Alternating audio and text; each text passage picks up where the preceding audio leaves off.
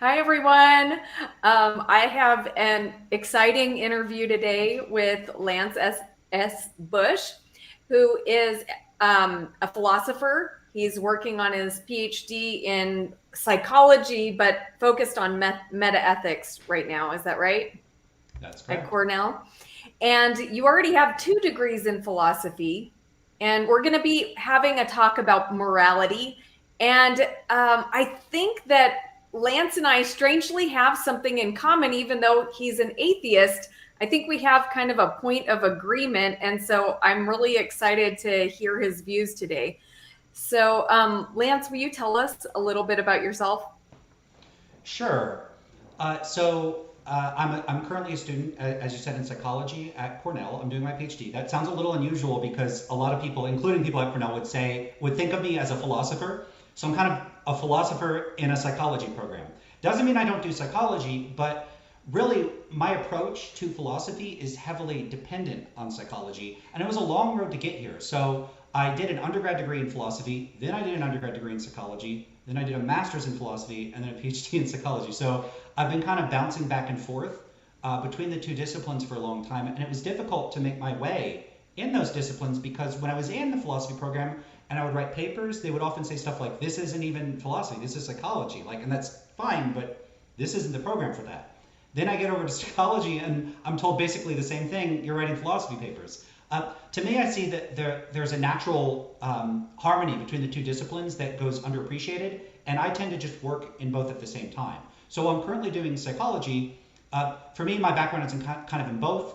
When I was an undergrad, I did a bit of evolutionary psychology. I don't do that so much now, but it does still influence the way that I think about things. Mhm. But my trajectory has been heavily focused on morality and primarily on abstract questions about the nature of morality. I want to answer questions about how did morality evolve to the extent that it's a product of natural selection? How does culture shape it? How does religion shape it? How do all these different forces influence how we think about morality? And how, to what extent is morality a product of culture rather than evolution? So this is another place that I often get off the boat with a lot of other psychologists. And that's probably something that we'll get into. I don't know if that fully addresses my background because I just talked Yeah. about my research Now, interests. what do you think appeals to you about this topic? Like, what drew you to this?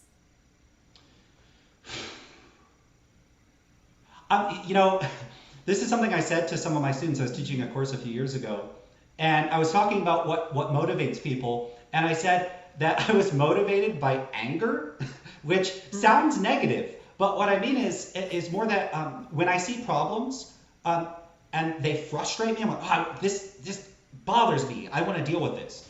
What bothered me about this specific issue this particular issue was downstream of other issues that bothered me in philosophy. So there's this area of philosophy that's emerged in the past 15, 20 years or so called experimental philosophy. And a lot of this was motivated by philosophers making these arguments. They would say, well, it's intuitive that such and such. It's my intuition that this is intuitive to us.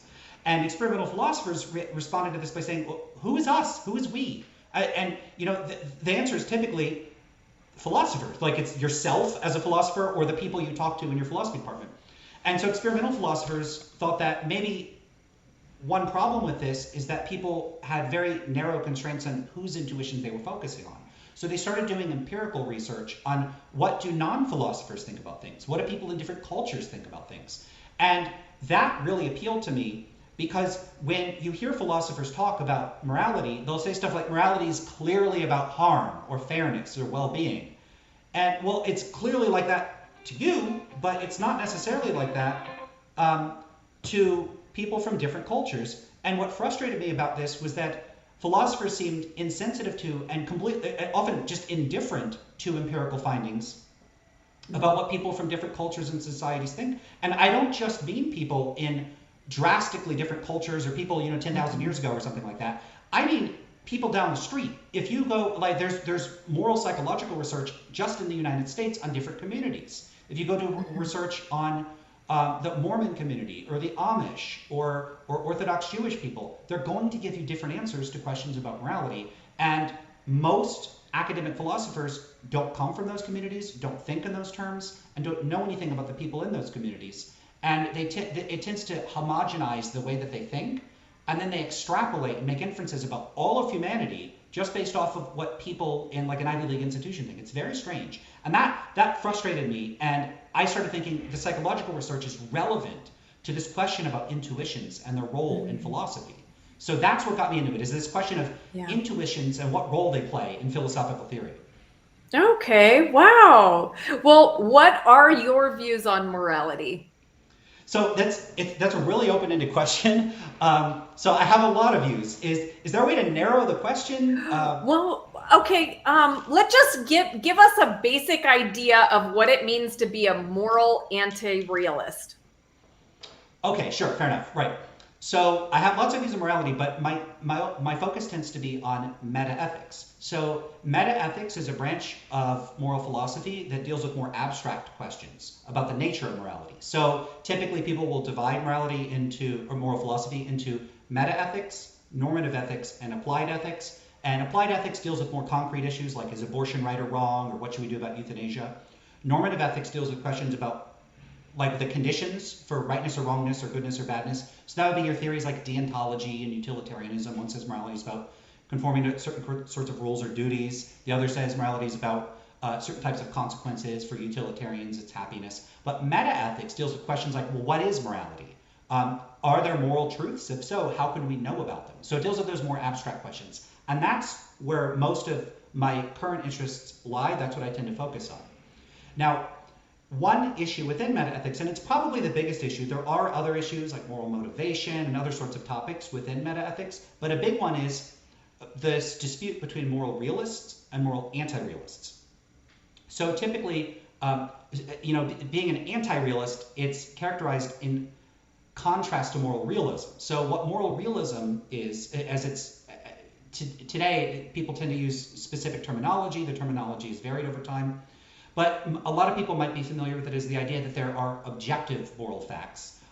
The way I prefer to put it is that there are stance-independent moral facts. So this would be the idea that there are moral facts that are true independent of people's beliefs, standards, values, goals, desires. They're not made true by what we believe about them. We don't get to decide on what they are, and they're not in any way dependent on what we think is the case.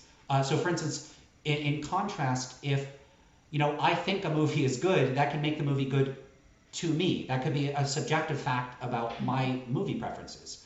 But moral realism would hold, and this is a particularly robust. So there is a distinction between whether you just believe minimally that there are some types of moral facts, even if they're subjective, or whether you believe that there are moral facts that are stance independent. And that's the way I tend to use the term moral realism, and a lot of people are shifting in that direction. But the rough idea is that moral facts are more like mathematical facts or like scientific facts.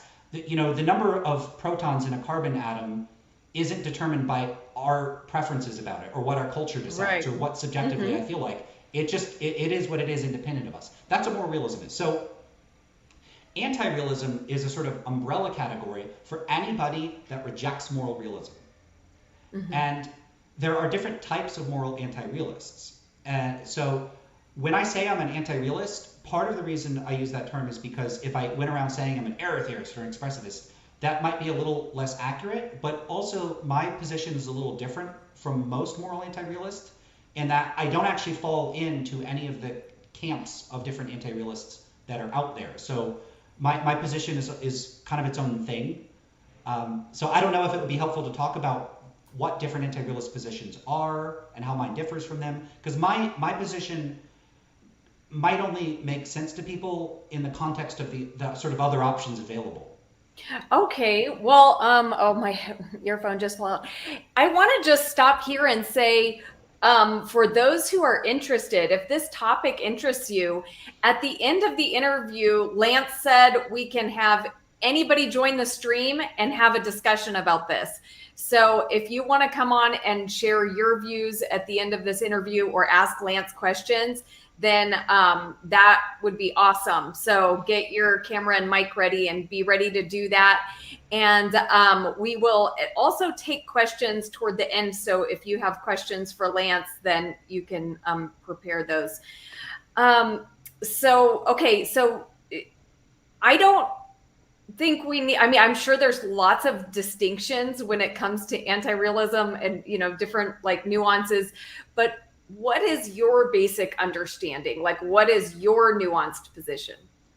So most of the positions out there in part include a sort of semantic thesis or a claim about what moral claims mean. So for instance, expressivists or non-cognitivists would say that when people make moral claims, like if I say murder is wrong, what they would say is that that doesn't have a truth value. The term they use is truth apt. It's just not the sort of thing that could be true or false. When subjectivists, their view is that if I say murder is wrong, what I mean is murder is wrong according to my standards or something like that. So there is a truth value, but it's a subjective truth value. And then, so there's these various positions. Now, where my position differs from all of those is that typically they are committed to this notion that there's a uniform meaning to what we say and think when we use moral discourse. So, like, if you make a moral claim, if you say murder is wrong, if I say murder is wrong, if we go find a person in Kansas or Canada and they say murder is wrong, that we mean approximately the same thing, that there's a sort of correct, uniform analysis of what moral claims mean. Kind of the way if I say that's a dog or the sun is rising, someone saying this somewhere else pretty much means the same thing that you or I would. But I deny this. I do not think it's the case that when different people use moral claims and when they speak and think about morality, that they have the same metaethical presuppositions built into what they mean. So when you speak about morality, you might mean something very different from me. And if we find a third and a fourth and a fifth person, they might all mean different things when they use moral claims. Now, what philosophers working on this topic would typically do is they'll say, sure, some people might deviate, but we can offer a sort of error theory. Like there's a few people that just don't understand how the term works. We could probably find one strange person that when they say the sun is rising, they mean something really unusual. And, a theory about moral discourse doesn't have to say you have to capture 100% of what everybody means perfectly. We don't say that because one person is confused about what dogs are. Like sometimes a little kid will point at a cat and say, look at that doggy. We don't go, okay, so now the word dog doesn't mean anything because one kid once mistook a dog. That's not, so I'm not saying that moral theorists think it has to be perfect, but they think, roughly speaking, people mean the same thing. I don't think that they do.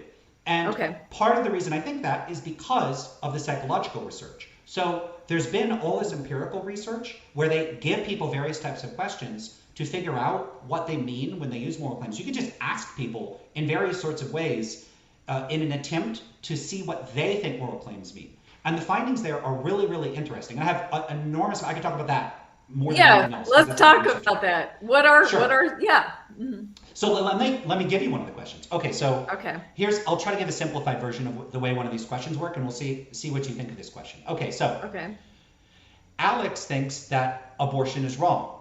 Sam thinks that abortion is not wrong. Do you think that Alex and Sam can both be correct, or do you think that at least one of them has to be incorrect?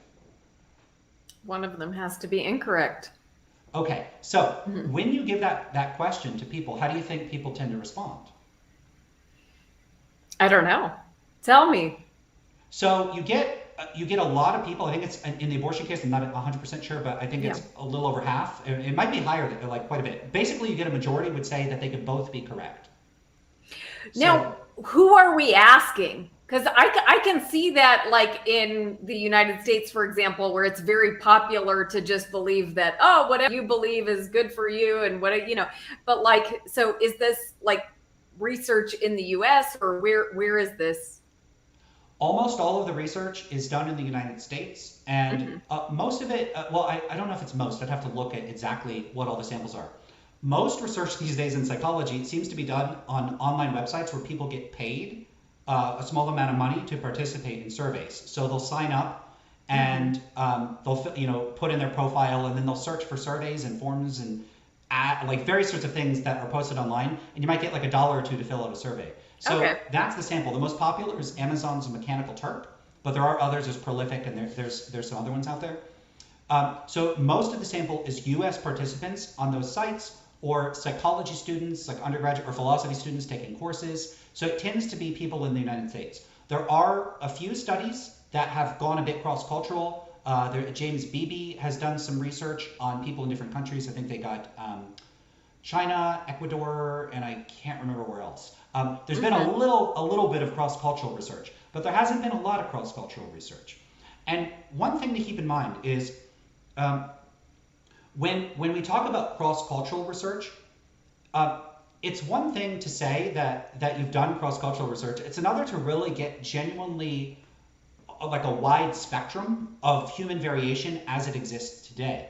A lot of cross-cultural research will be done on undergraduates in psychology at a university in Hong Kong or something like that. So these are people that they speak English, they've had significant exposure to Western culture, they grew up watching Friends, they drink Coke, they go to McDonald's. These are people that have had significant exposure to Western culture in many cases. And so to treat them as culturally distinct, they are absolutely culturally distinct, but there is significant cultural overlap. It's not the same thing as speaking to an indigenous society in New Guinea or something like that, where you need translators, and it's a much more complicated process to really do that research. So it's mostly people that are in the United States or have had significant Western exposure. So one concern would be that these findings may not generalize to people all over the world. Yeah. And I think that's absolutely a warranted assumption. The other thing is, if you're asking people in the United States, you're getting people that are going on websites. You're not necessarily, I don't know what the Amish community, how they would answer these questions, because they're not going on the internet and they're not filling out these surveys. So there's large populations we are not reaching with this research. Okay. So now the research showed that people responded to that question by saying they could both be right. So a majority, but you will always get some proportion of people that will give a different answer. So other people would say, no, at least one of them has to be incorrect. Here's what's interesting about this research. When researchers gave people these questions, they didn't just ask about abortion. They would give them a whole bunch of different moral issues. And what will happen is the same person will be asked that question, like Alex and Sam disagree about abortion, and they'll say, yeah, they could both be correct. But then you ask them about murder or something like that, and they'll say, at least one of them has to be incorrect. And what you find is that the majority of people give inconsistent, maybe it is consistent, but people give different answers to different moral issues. So when the issue tends to be one where there's high consensus about it being wrong, and there's not a lot of disagreement, they don't actually use this, but if it was a question like throwing puppies in volcanoes, everyone's going to agree that that's morally bad, and they're also going to agree if someone disagrees that person's wrong. But if you ask them about controversial issues like euthanasia or abortion, they tend to give the both can be correct answer. Okay. Wow. So have you changed your views about metaethics since you started studying it? I did. So for a long time, I tended to endorse non-cognitivism. So I thought that when people use moral claims, they just weren't really making any claims about what's true or false. They're really just expressing something like an emotion or a prescription for how they want people to behave. Then I came across error theory, which is a really interesting perspective, which says that when people make moral claims, they're trying to assert something true, but they systematically fail because whatever it is they're referring to doesn't really exist. That might sound weird, but it's not that weird. It'd be like the common comparison that a person that talks about this a lot, Richard Joyce, is a philosopher. He refers to witch talk. So if I said there's those witches down the street and they're casting spells, well, I am talking about something and I'm trying to make a claim about what's true, but of course there are no actual witches. Now, someone may believe in witches and we could have that debate, but if witch talk is controversial, take unicorns or Bigfoot or whatever. When someone says Bigfoot is real, they're trying to make a claim about what's true. It's just if Bigfoot's not real, they are incorrect. So error theory takes that view of being systematically wrong and just says that's what moral claims are trying to do. They're trying to talk about these objective moral properties, but there are none. So I bought into that view for a while. But it was by studying psychology and learning more about what all this empirical research shows. And it's not just this empirical research, because I have a lot of criticisms of this research. If you were skeptical of those results, trust me, I'm more skeptical than you could possibly be. I've written dozens, maybe hundreds of pages on problems with this research, and that would be cool to talk about too. because there's broader implications for all of philosophy that I think comes out of this. Maybe that's ambitious, but I think that there's big problems for philosophy that come out of this particular issue. Anyway, so my view has shifted towards this view that when people are engaged in moral thought and speech, they're not all trying to do the same thing, and what I'm confident they're not doing is systematically trying to say things that are true or just expressing their views. I think a big part of moral language serves a social functional role. It serves to promote people have social goals when they're speaking. They're trying to persuade other people to do what they want. They're trying to condemn their enemies to win benefits for their allies. And this, in other words, one way to put this is that people, when they're engaged in moral thought and speech, is that they're reasoning and speaking kind of like a lawyer and less like a philosopher. Their goal is to win. It's to achieve the particular social goals that they have. It's not to say what they think is true. And this would make sense of why people are so inconsistent in their metaethical standards. I don't think most non-philosophers really have metaethical standards. I don't think they understand the metaethical distinctions. I don't think that they're consistently applying a metaethical standard when they speak. I think that the reason that the data on what people are doing and how they think about this is so messy is because people aren't consistently applying standards as if they're trying to like be rigorously rational and logical in the way that they speak. They're trying to be rigorously, in a certain sense, people are unconsciously motivated to win friends and influence people, so to speak. They're trying to achieve goals. And so they're not really inconsistent. They're just consistent with respect to their goals. And so you don't think that there's something out there, like a truth that's out there that's being expressed? I don't. So there's a separate question. So I focused a lot on what people mean when they make moral claims. But really, in a certain sense, that's a separate question from whether or not there actually is a moral truth. And it's entirely possible everyone on the planet is confused. We all don't think what if everybody was a moral subjectivist? Would that mean there could be no moral truth? Of course not. There could be it doesn't matter how people speak, in a certain sense. But yeah, I don't think that there's any objective moral facts. And there's an array of reasons, but where I differ from a lot of anti-realists is that I give a lot less credit to philosophy and to contemporary academic philosophers than I think a lot of people are comfortable with. So I don't just think that there are no objective moral truths. I don't even know if that's a meaningful thing to think that there could be. To me, it's a lot like saying, so when I talk about these stance-independent truths, it's kind of as a friend of mine put it, in an evaluator-independent evaluation. To me, it's almost unintelligible. It's kind of like if someone said that there's some food that is tasty, independent of how it tastes to anybody. I don't know what that could possibly mean. Or you could think of someone saying that there's an object that is intrinsically facing north, independent of what direction I pointed in. So I pointed this way, it's still facing north. I pointed this way, it's still facing north. That doesn't make sense. For something to face north, it depends on context. So like a statement like I am facing north has an indexical element to it, meaning that something about the truth of it varies dependent on like who is saying it or the circumstances in which it's said. And I think that this is the only way to make sense of evaluative and normative claims. These are claims about what's good or bad, or what's right or wrong, or what we should or shouldn't do. I think the only intelligible way to make sense of them is with reference to some standard of evaluation. So what I mean by that is, like, if someone says the cake is good, well, good according to what standard? My standard, the standards of people in general. It has to reference a standard.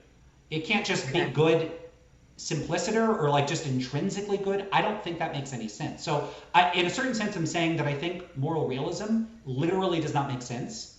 And this is a very controversial position, even among philosophers. A lot of them would say that, no, it totally makes sense. And I just, like most anti-realists would say, it makes sense, I just disagree with it. I'm saying I think it's just nonsense. And I think that all the philosophers that endorse this position are conceptually confused. Okay. And are you a naturalist? So I'm a naturalist in the general sense.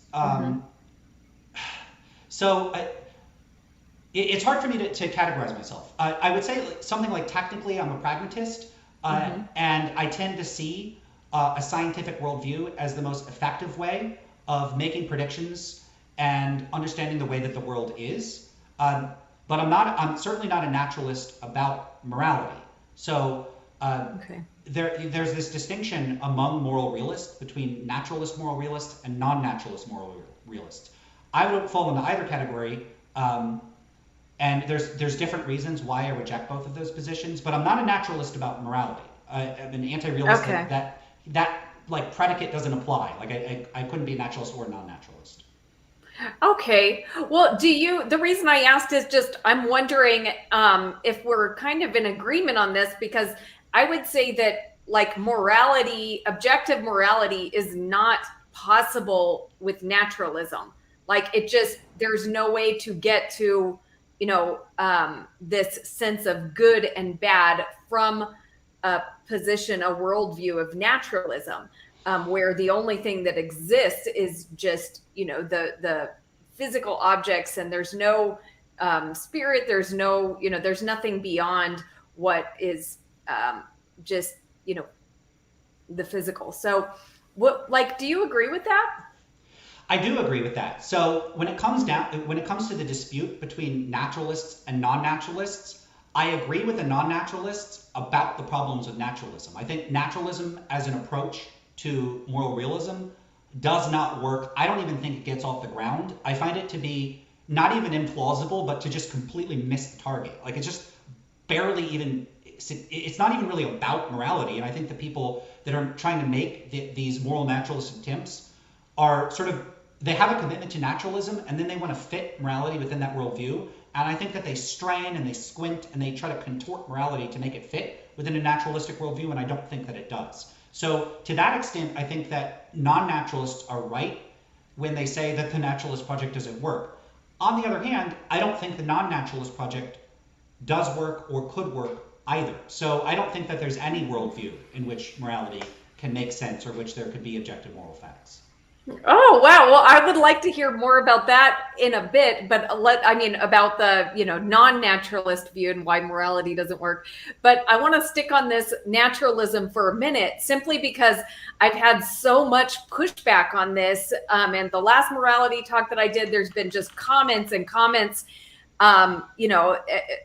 with people saying, why can't there be, morality? Why can't you just see it? It is what it is. And, just really kind of like pushing back on my idea that you can't get morality from naturalism as a worldview. So how can you explain, because you're going to do a much better job than I can to respond to those people? Why doesn't it work? I actually thought you did a fantastic job on this, and really pushing that Ferengi example. Ferengi, I don't even know how to pronounce that. I don't watch Star Trek.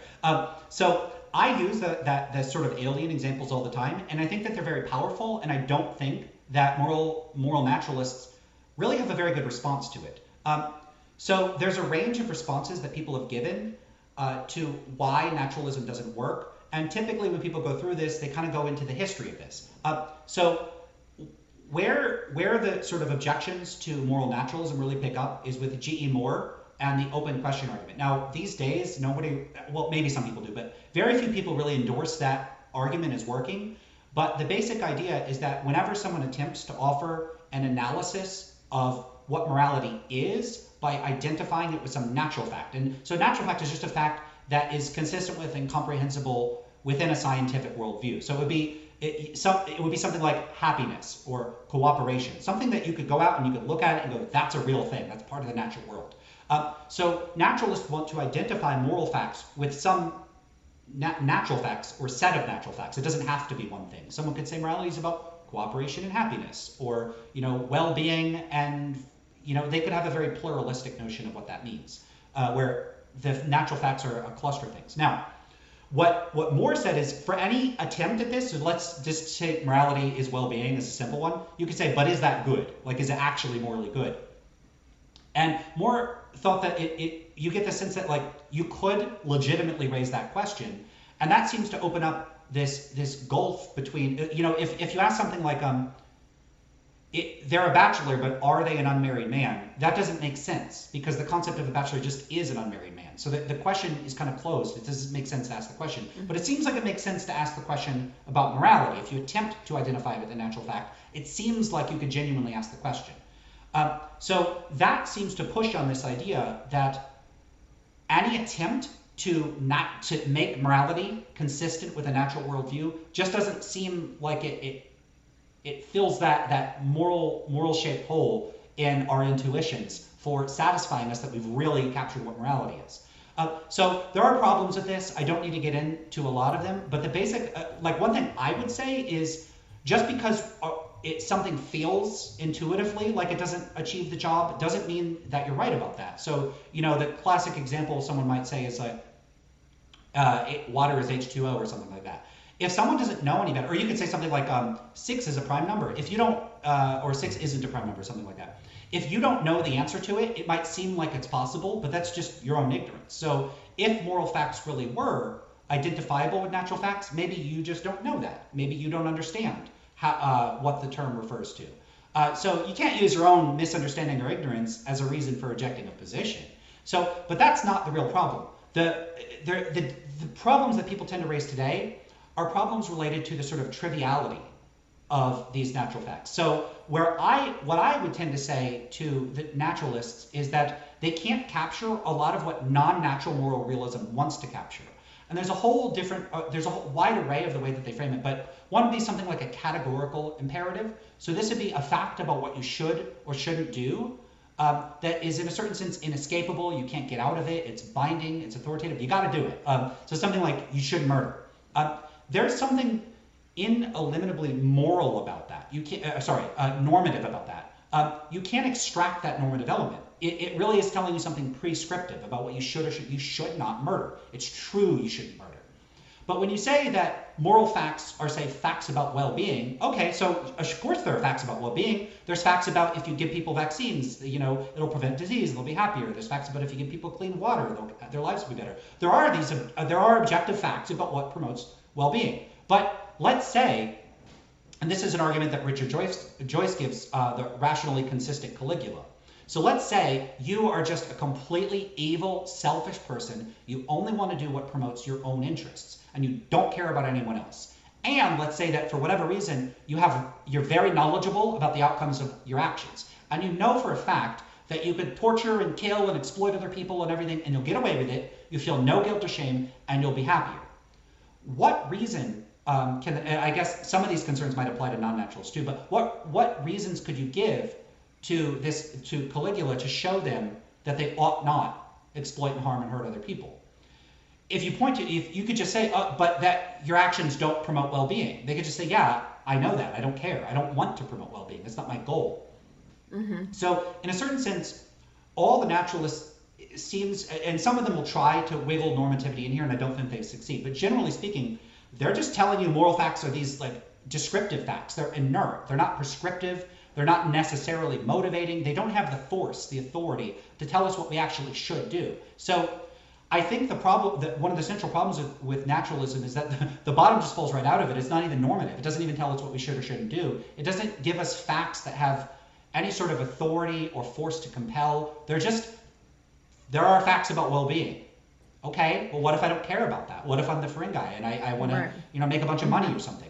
You can't tell me that, like, what am I incorrect about? You could say, well, you're incorrect about it being good or bad. No, I know it's morally bad. I don't care about that. I'm just going to do what I want. I want to do what's consistent with my values. So that's a big problem with naturalism, is that it doesn't have this normative force to compel us. Now, if we bring God into it, because you're saying, in other worldviews too, it doesn't work. So if we bring God into it, doesn't God's opinion matter more? Doesn't God existing and having an opinion about what's right and wrong kind of give the authority and the force to it? I don't think so. So, if there was a God that was unwilling to, so the way I would look at it is this. Mm-hmm. Speaking for myself, I only want to do what's consistent with my own goals and values. I don't think there's any fact of the matter about what I should do that doesn't depend on my goals or values. So if God says, I think you should do this or you shouldn't do this, I could just say I don't care about that. Now, what God can do is offer, carrots and sticks. God can say, well, I'll send you to heaven if you do the good things. I'll send you to hell if you do the bad things. Mm-hmm. But that's still, to the extent that matters to me, It will matter to me only insofar as it connects with my own goals and motivations. I don't want to suffer in hell. I do want, the Right. benefits of heaven. So God can reward, offer us rewards and punishments, but or some kind of incentive, but it doesn't make it true that I ought to act good independent of my goals because of heaven. That is dependent on my goals, whether I want to do that or not. So I've never seen how God could bring about objectivity. Okay.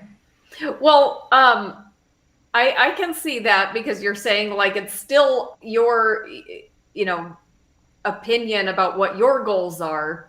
And so God may have a different goal, but wouldn't God's opinion be weighted a little more heavily?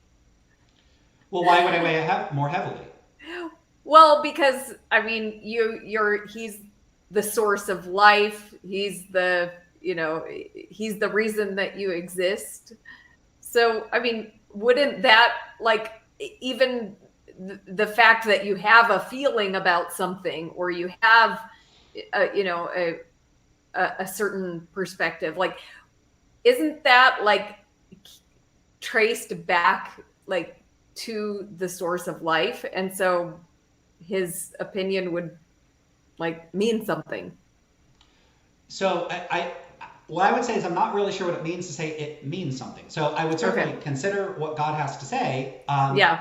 But I don't think that God saying this is what's right or wrong can make it the case that I have a stance independent, that there's a stance independent fact about whether I should or shouldn't do the thing. When I say I'm a moral anti-realist, I'm rejecting this like technical conception of what certain types of normative facts would be, and I'm saying that they're, in a certain sense, they're unintelligible. It's conceptually confused. I don't think it's the case that God stepping into the picture could change that. I mean, if there is a God and they really did design the world and they have this plan for everybody, and there's like ways that our lives could go better or worse, and God knows about those facts better than I do, those are all relevant considerations. So, if I want to, pursue a certain course in life and I pray and I get the sense from God that God doesn't want me to do that, I can see how like maybe God knows better than I do. Like that seems reasonable. God would be Right. omniscient. I'm not at all omniscient. But those are largely epistemic issues. They're not issue. It's not as though God can literally make it the case that there's a fact about what I should do that doesn't depend on my goals or values. I don't think it's possible for those kinds of facts to exist. In the same way that I don't think it's possible for like a sentence like "put the shoes" could be true or false. It's just it's like bad syntax. It's like someone that doesn't, to say that that's true is to utter nonsense. It's just not how sentences work. So when someone would say something like murder is wrong, independent of any, without, in a non-relative way, I think that that's literally conceptually impossible. So God can change that. I don't think God can make square circles. Yeah. So God can't make murder wrong. No, I don't think God has that power because I don't think it's conceptually possible. And I don't think that's a fault of God. Like I don't think this is a limit on omnipotence. There's that what's the Simpsons thing. Homer Simpson says, "Can God create a burrito so hot he couldn't eat it?" I don't know if you've heard that one before. But like the fact that God couldn't create a burrito so hot he couldn't eat it I don't think that means God doesn't have unlimited power. I don't think it's a constraint. Not that that's relevant, but God, I don't think God can do the literally impossible. And I think this is impossible. And so you think like an established what is good does not exist, an established what is bad does not exist and cannot exist in any view. Right. So on my view, the only way to make sense of saying that something is good or bad or right or wrong is to relativize it to some real or hypothetical standard. So it doesn't have to be a real standard. So like if I say abortion is wrong, I would be saying abortion is inconsistent with my moral standards. But I could say abortion is wrong according to, Catholics. And, it doesn't have to be a specific individual standards. It could be, you could even talk about fictional ones. You could say, such and such is right or wrong in the Harry Potter universe. And that could be meaningful. So in other words, statements about what's right or wrong to me only make sense as like one way to put this is that is with reference to conditional statements or hypothetical imperatives. So you can say something like, if you want to be healthy, you should eat a nutritious diet. But I don't think it can be true that it's just true you should eat a nutritious diet. I don't think that's the sort of thing that can be true or false, because it's in a certain sense, it's almost like an incomplete sentence. So I'm saying something like moral realism attempts to state moral realism, or almost like, attempts to make objective moral claims are kind of like stating incomplete sentences. They're like literally cannot be true. Okay. Okay, well, how is it that, like, when we describe things, okay, we say, the car is red, we mean something, like we mean that it is that color red, and we don't, and that is a fact. Like, it's not opinion, and it's a description of the car. So if we have something, where is, like, when we use the word good, are we just, does the good have no meaning? Like, is that something that just doesn't have a meaning except to you personally? Like, or is that, like, where do we get that idea? That, is this what you're saying? I'm sorry, so, I'm confusing things, but I want to understand, like, is this what you're saying? That good never has a meaning except for your own opinion about it? It's not just my opinion. It don't have to be referencing my opinion. Right. But so people can make descriptive claims like the car is red, or like, I don't know, oranges have vitamin C in them. Those claims I don't have any problem with. I don't think that there's anything, I mean, there are philosophical issues of literally everything. So you can raise a bunch of issues with those. But I think that those are fairly manageable philosophically. When it comes to something like normative and evaluative claims, so by normative claims, I mean claims like right, wrong, should, shouldn't, claims that have a prescriptive element to it. And this is sometimes lumped in with evaluative claims, like about things being good or bad, or awesome or cool or awful. There's all this terminology we use that has this component to it of evaluating things, offering some sort of judgment about whether they're good or bad, or whether you should or shouldn't do it.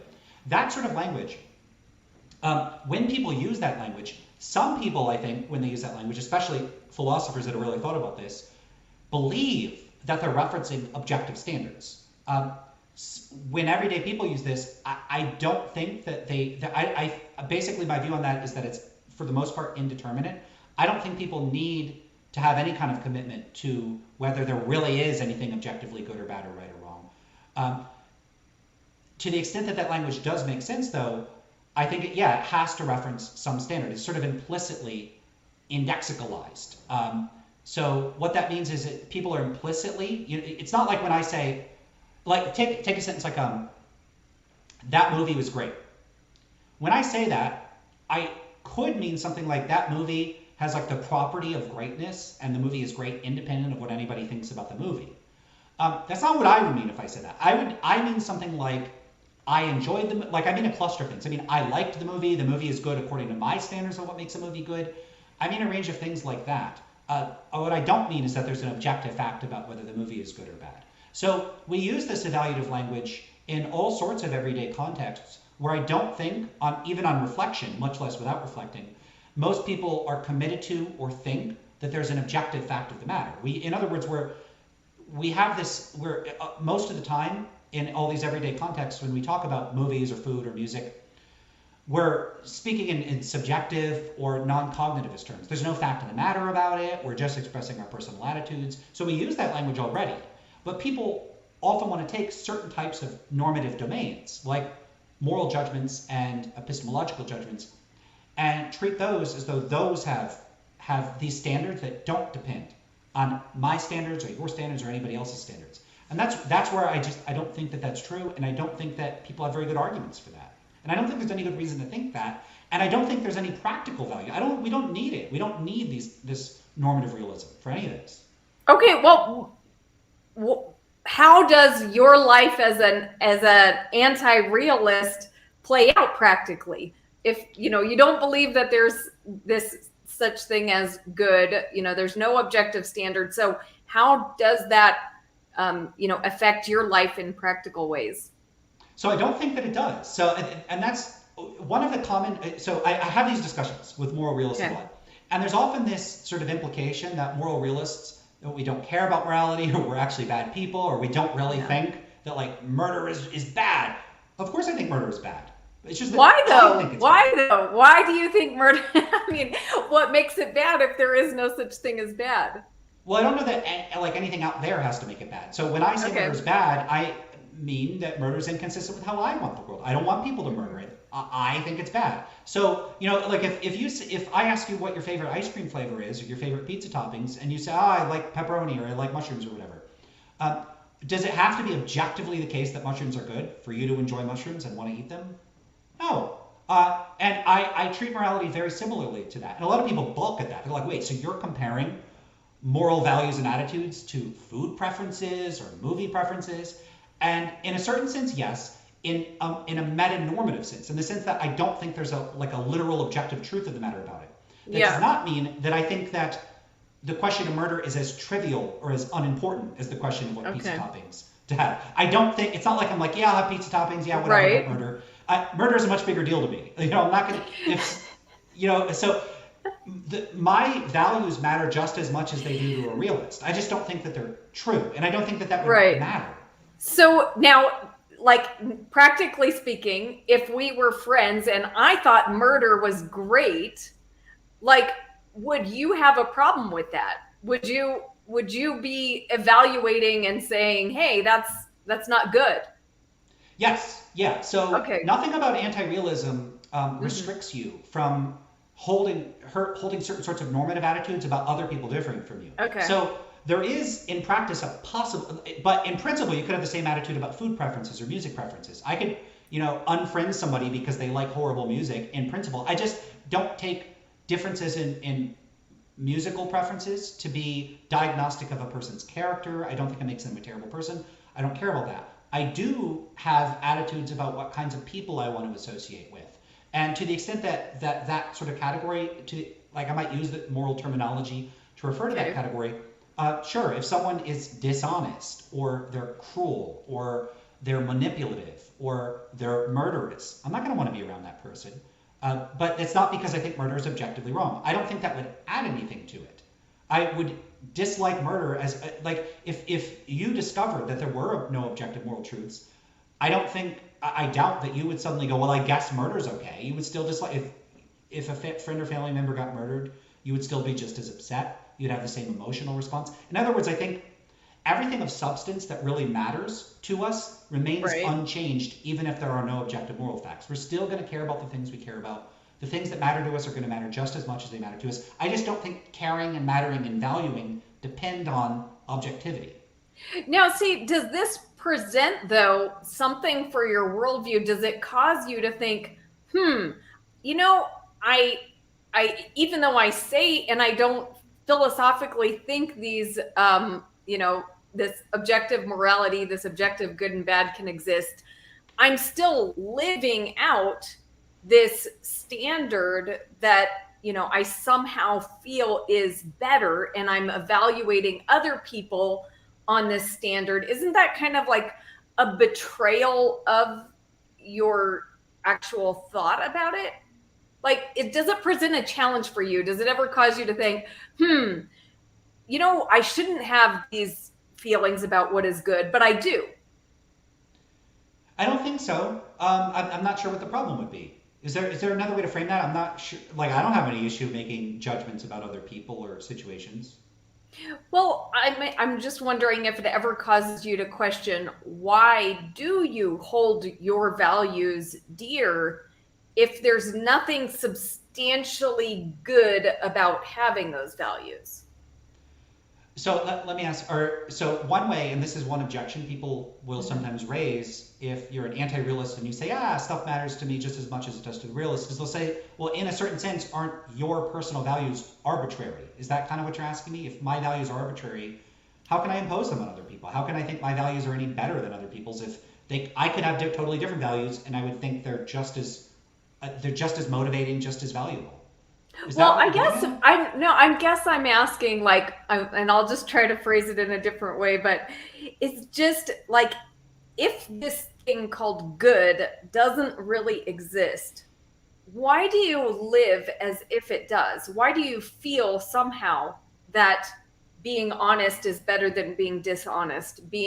Why do you personally like non-murderers better than murderers or honest people better than dishonest people?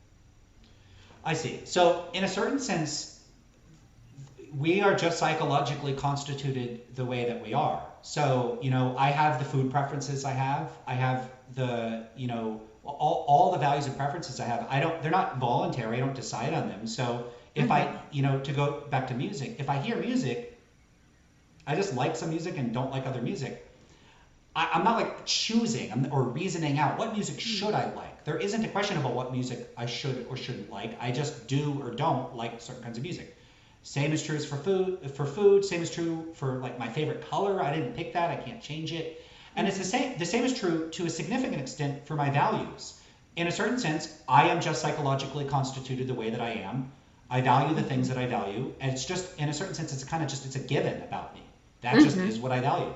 And I can't stop valuing it by thinking, well, it's contingent, it's arbitrary. I could have Mm-hmm. valued something else. That's all true. But the fact that I could have liked a different type of music than I like doesn't make the music that I currently listen to and enjoy any less enjoyable. And it's the same Mm-hmm. thing for my values. So as far as what the questions would be a lot of mundane empirical questions could explain. So my particular cultural upbringing, what kind of influences I have, how my personality formed and developed, all of those factors, the things I've read, the experiences I've had, have shaped the values that I have. So there would be all these sort of causal explanations for why I have the values that I have. But I wouldn't be able to like justify my values. I don't think what I value is the sort of thing that it makes sense to ask for a justification for. If you like orange juice, it'd be weird for someone to say, but like justify why you like orange juice. But in a certain Okay. sense, it's a kind of category mistake. It's a misunderstanding of what it would mean to Okay. require a reason or a justification to say why do I have my values? I just do. I mean, that's a short answer. Yeah. I just value what I value. Okay. So, and speaking of like your, cultural values, the environment you grew up in, something that I was reading that you were talking about is the perception that people from what you call weird countries have. And so, can you tell us what it means, what weird stands for, and like what should people from weird countries understand about morality and their perceptions? Right. So it's one of my favorite acronyms. So WEIRD stands for Western, Educated, Industrialized, Rich, and Democratic. It was a term that was created. It appeared in an article something like 12 years ago by Joe Henrich and a few of his colleagues. And what they argued, and we already touched on this earlier when I talked about who the metaethics research is on and how it's mostly US samples. What they argue in that paper is that the vast majority of psychological research has been conducted on participants from weird populations: Western, educated, industrialized, rich, and democratic. That doesn't mean every single individual in these studies was from that particular demographic background. It just means that the vast majority of them were. Now the problem with this is that a lot of researchers explicitly or implicitly generalize from research conducted on these people to all of humanity, and they make sweeping claims about this is how humans think, this is how humans are, when what that gives us is a very narrow slice of what human beings are actually like. And what's more is when Henrich and others went out and they did research on people from less weird cultures or non-weird cultures, what they found was not only were people from weird cultures not especially representative of humanity as a whole, but that they were, of all the populations, the least representative population. In other words, if you look at people along some sort of metric, the weird population, if you categorize people, will tend to be on one end of the extreme or the other end of the extreme because they're the least like everyone else. Now, when I say everyone else, that doesn't mean that there's an equal amount of people. Some of these populations are very small, but some of those populations could have come to have dominated the globe and been the preponderance of the Earth's population of humans, and their culture could have been the one that was mostly figured into our psychological research. So anyway, the point of all that is that most of our psychological research gives us a very narrow window into what human beings in general are like. And this matters a lot for morality because a lot of the people that are doing moral philosophy tend to come from weird backgrounds. And when they think about morality, you might have someone say, well, morality, to me, it's pretty obvious. It's about well-being. It's just, when I talk to my friends, that's what we care about. When I go do activism, that's what I care about. When I go, basically their conception of what morality is about just is about well-being. They might add something like fairness or justice or equality. But there's an enormous amount, and it's growing every day, of empirical psychological research that challenges whether everyone construes morality in that way. So even within the weird populations, that particular perspective that morality is about harm and well-being, that tends to be confined more to people that are liberal or further on the political left. And there's a lot less emphasis on the moral perspective of people that come from more conservative backgrounds. They often have a more pluralistic range of moral concerns. They might care more about loyalty, respect, hierarchy, autonomy. There's a broader range of moral considerations that they might consider as having intrinsic moral worth, independent of just harm. It's just, in other words, morality is just not all about harm. And when you look at people from other cultures, you get the same type of pattern of variation. The short story is people from different cultures moralize different sorts of things. But it gets more unusual even than that. There's more recent research that has attempted to ask this question, well, what distinguishes moral judgments and moral thought and moral reasoning from non-moral judgments, thought, and reasoning? And there's a long history of this research, long for psychology, I mean, going back to the 60s or so, of research where, if I ask you, what does stealing, killing, and lying, if I give you these categories, stealing, killing, lying, wearing pajamas to work, wearing a hat at a funeral, walking around in Crocs at a public event. And I say, what do those have in common? It would be natural for you and for probably most of the listeners to think, well, the first ones are moral violations, the second ones are sort of social faux pas or conventional violations. Right. But, and there's research showing this, so when you give these questions to people, they tend to cluster in that pattern.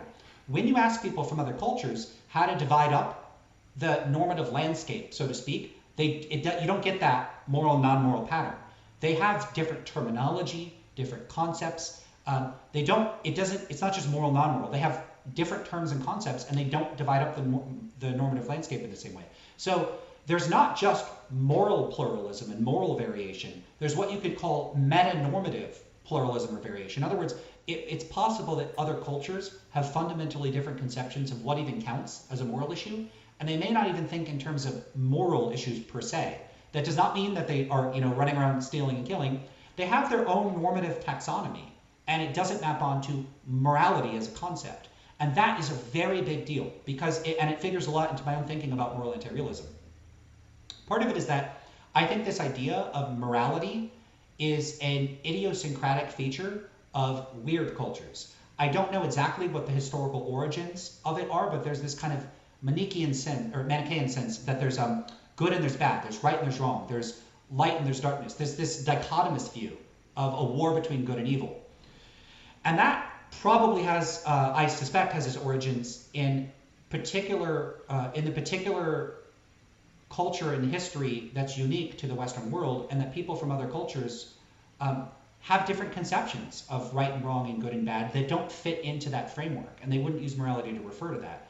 And if that's the case, I suspect that to the extent that this sense that there are these objective moral facts persists, it persists in the same sense that you can imagine the Ferengi, or we can make up our own culture. I often just use my own alien species. Imagine there was a species, the Zephyrians. And among the Zephyrians, at one point there was this powerful ruler, and the ruler created all these rules, and there were rules consistent with what they wanted and rules inconsistent with what they wanted. And all the people recognized, oh, these are just rules that the ruler created.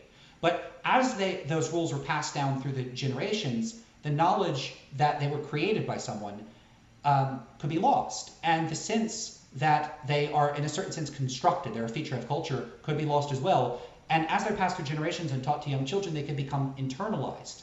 And so you could develop this intuitive sense that some things are good and some things are bad. There are things that are Zephyrian and anti-Zephyrian things.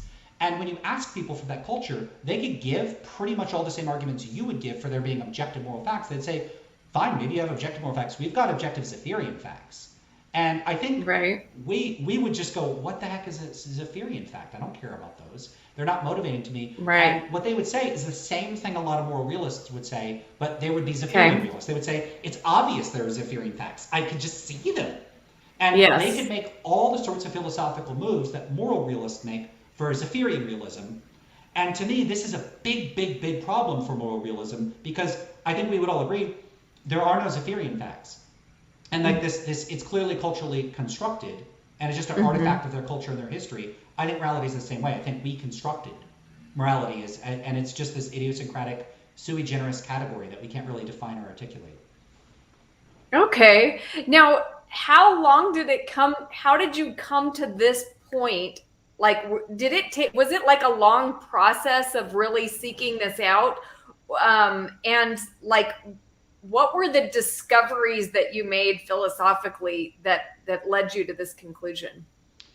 So a big part of it was just having discussions with other people. And a big part of those discussions was just asking people and reading about this question: how do you distinguish? How do you offer a principled distinction between moral norms and non-moral norms? And simply finding that the answers people gave are unsatisfactory. And this is another thing to say about why I don't accept moral naturalism. Because a naturalist may say morality is about well-being. But if we met these Zephyrians and they studied our philosophy, they read all our books, they became fluent in, let's just say, English, and they spoke to us and they said, okay, we read everything, we really thought about it, and we believe that there are moral facts. We just think that they're the norms that we have in our culture are the correct norms and not your norms. And it doesn't even have to be Zephyrians. We could just meet people from a different culture, and they could read our moral philosophy, understand our language. So you can't make the argument they don't understand how the word works. They understand how the word works. They just think it's referring to a different set of considerations than, say, well-being or fairness or whatever it is we moralize. And to me, it's pretty clear that we would not say, and it would sound very strange to say, well, you just don't understand how the word works. You're just confused about the word. And we could test this. We could give them linguistic exams. We could give them moral philosophy papers, and they could write it out, and they could show that they understand our terminology, and then say, yes, I understand how the words work. I still disagree with you about what's morally right or wrong. I think our response would be at best to say they're incorrect about what's morally right or wrong. I don't think we would say that what they're saying is literally not even about morality. And I think what this shows is that morality, in a certain sense, just seems to function as whatever, as a linguistic label. Whatever people moralize, it's legitimate conceptually. It doesn't mean it's like actually true that it's morally right or wrong, but it doesn't seem like if someone said, look, morality is actually about suffering, suffering is good. People might think that this is radically implausible, but you have like Buddhism, suffering is a big feature, not that they say that that's good, but someone just could really offer a full-throated, passionate defense of the moralization of something that we would consider bad or arbitrary or wouldn't matter, and our reaction would not be that they don't understand how the term morality operates. I think our reaction would be that they've got the wrong idea about what's good or bad.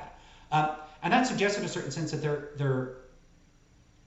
there's nothing, you can't analyze morality in such a way that it refers to anything in particular. It's just a linguistic label that we assign to things. So that just seemed how it worked.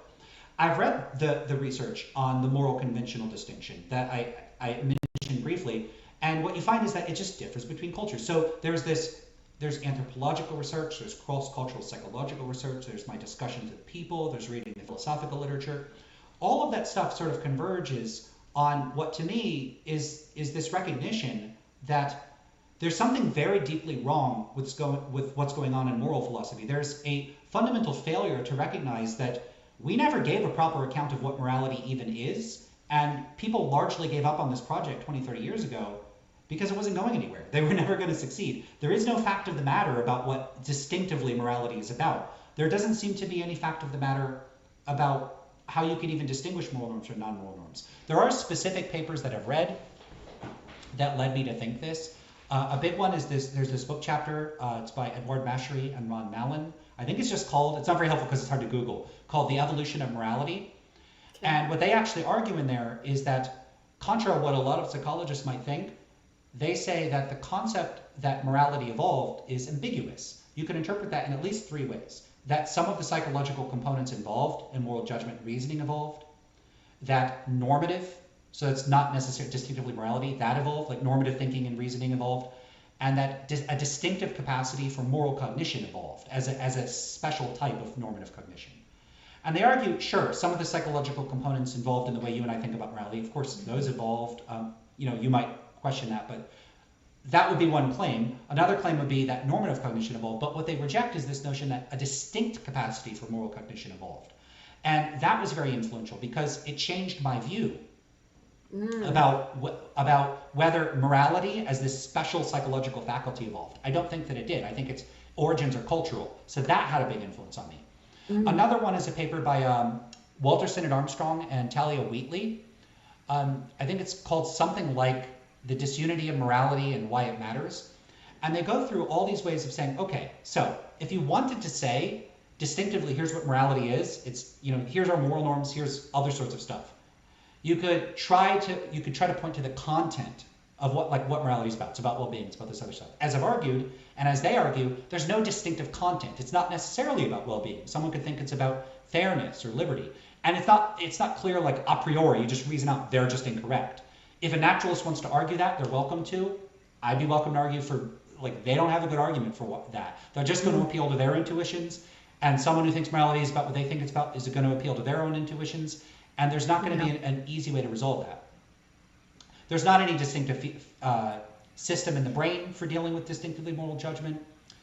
There's not any distinctive metanormative properties, because if I was a subjectivist about morality, or an objectivist, or a non-cognitivist, it's not clear that I'm just not talking about morality. So there's no metaethical properties that are uniform and distinguish morality. There's no normative properties. There's no psychological properties. There doesn't seem to be anything to point to and go, this is what makes something moral, and this is what makes something not. And I think that they make a fairly persuasive case for that in that paper.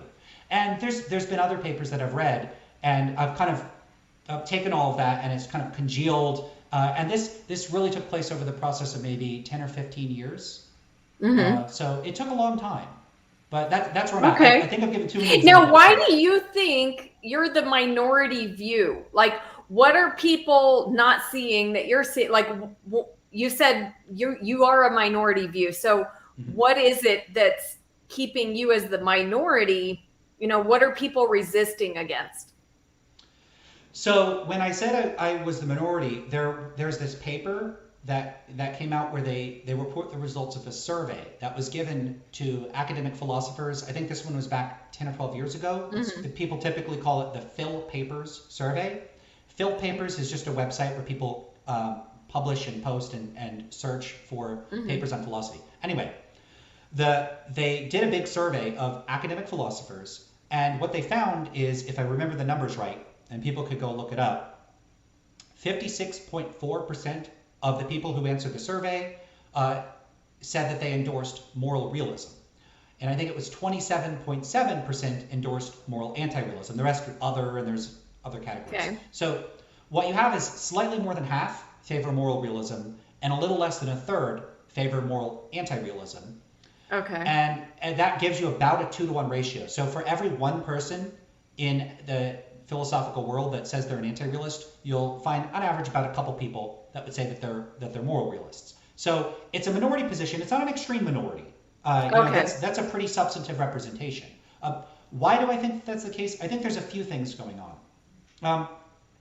One is that I think there's a lot of self-selection into academic philosophy for people that are intuitiony. They're people that take their personal philosophical intuitions seriously and consider them probative. They take them to be evidence for or against a philosophical theory.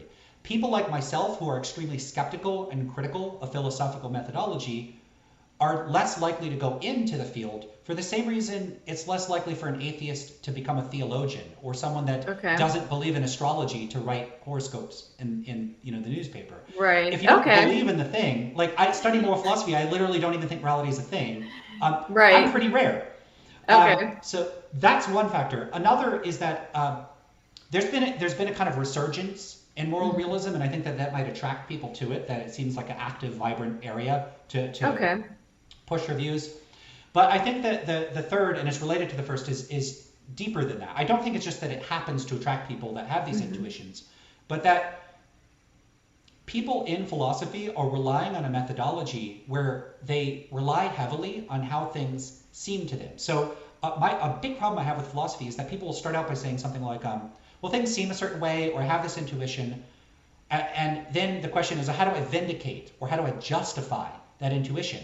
And I have an enormous amount of problems with this, because it's like starting with your conclusions and then recruiting your reasons after the fact. You're rationalizing how things are. So people basically have this procedure like, well, it really seems like murder's wrong, so how can I come up with an explanation for why it is wrong? So I think people are too dependent on how things seem to them. I see. And the other thing is, I think most people, I think, are very enmeshed in their culture, the sort of water they swim in, and they don't even notice how it's shaping and influencing their thinking. So, I think what's going on with a lot of moral realists is they're not stepping back and reflecting on morality as an abstract concept and recognizing that, like, they could be from the Zephyrian culture. And if you were a Zephyrian realism would be just as compelling to you. To me, that's a big problem. That were I somewhere in part of some other culture or society, I could be just as convinced there must be this Zephyrian facts. If you grew up in a society that thinks certain things are just intrinsically taboo, you might think it's taboo to wear a purple shirt on Tuesdays. And that could just seem obvious to you.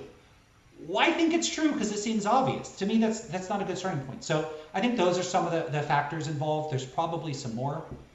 Well, I mean, and I think we have examples even within, the world today. I mean, you have the Taliban who believe that, it is wrong for women to be educated and women should be in the house and covered up. And so, and they are, morally committed to that. They believe that it's correct. So, I mean, we don't have to even, pick out an alien race to, talk about extreme differences in morality. I agree. There are advantages and disadvantages to bringing up aliens as examples. Some people really would prefer if the hypotheticals or the examples you give are more realistic and down to earth, or things they're familiar with. Part of the reason I use it is because if you bring up something like the Taliban, one thing that moral realists can say, and you gotta give them their due where it's warranted. For me, I think there's very little in defense of it, but there's something they could say about that, which is that the Taliban could, in principle, have similar moral, like their moral position could be similar at a certain abstract level, but they disagree about the non-moral facts. So, if you were committed to a particular set of moral principles, like you have to do the will of God, and you think God wants you to deny certain people their rights, or kill certain people, or be really brutal towards people, you might think you're doing what you're mandated to do in the same way that someone thinks God is benevolent and all-loving and merciful would do. And yet you act out very differently at this sort of concrete level. So they could say that part of the problem with the Taliban is that they're confused about what the facts are, the non-moral facts. There is, to the extent that, if Allah exists, Allah doesn't really want them to do any of those things. And so they're just wrong about what they're supposed to do. So they could make that move. By offering an example of aliens from a different culture, you sort of remove that from the equation. They have a whole different cultural and evolutionary history that could just lead them to have fundamentally different values. Okay. So anybody who's watching, I just want you guys to know, in a little bit, we're going to put the stream link in, and Lance is excited to discuss with you or answer any questions that you have. So we'd love to have people join. I just want to ask a couple more questions, though, before I do that. And this is kind of switching gears, Lance. Why are you an atheist? Yeah, it's the question I was the most concerned with, because I feel like the answer that I would give. Yeah, the simple answer is I just haven't been given any compelling reasons to believe in a God. That's the simple answer. What I try to do, as far as my beliefs go, is I try to form beliefs on the basis of what's the best explanation for the observations and the experiences that I've had. And there just hasn't, like, God did it, has never seemed like an explanation that I needed to call on to explain any of my experiences. there's more to say about why, in any particular case, if someone wants to say this particular God exists or this particular religion is true. Right. I tend to take a more passive, reflexive role on that, and my approach is to say, okay, well, make your claims, and then I'll respond to those claims. Okay. Like I don't go around thinking like, why is Hinduism false? Why is Judaism false? Why is Islam false? Why is Christianity false? I don't have a specific, canned, prepared, very substantive response for why I reject every single type of theism. It's more just haven't had a reason to endorse it. Sorry, that's not as no, that's fine.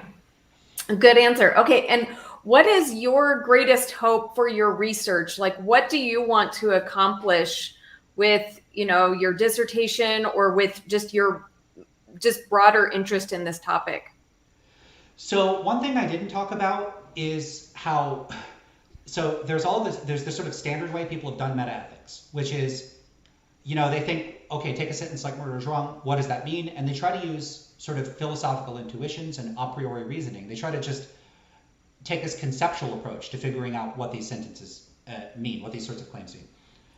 I favored, going back maybe 10 years now, this empirical approach where we do empirical research on this by giving people surveys. What I didn't mention or go into detail about are the problems with that research itself. And that's what my dissertation is about. So you might think, okay, well, if the conceptual approach isn't going to work, let's adopt the empirical approach. But I actually think the empirical approach has been a catastrophic failure. So I gave you that question earlier about abortion.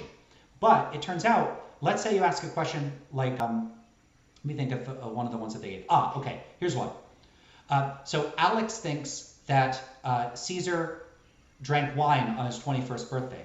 Sam thinks that Caesar did not drink wine on his 21st birthday. Do you think they could both be correct, or does at least one of them have to be incorrect? How would you answer that? One has to be incorrect. What do you think people said when they were given that in a survey? I mean, I'm guessing they said both could be correct. About half the people said they could both be correct. Now, if the question was interpreted as intended, that would mean that people would have to think that an historical event both did occur and did not occur. That makes it's like saying George Washington existed and did not exist. What? Like it just doesn't make any sense. I find it very implausible that people are like historical relativists who think that whatever your perspective on history is true. That doesn't make sense. It's like I did go to the market last week and I did not go to the market at all last week. It doesn't make sense. So there's something funny going on with these questions, and I think people are misinterpreting the questions. And my dissertation is on finding evidence that there's something wrong with the studies that have been done. And I think my evidence for this is pretty compelling.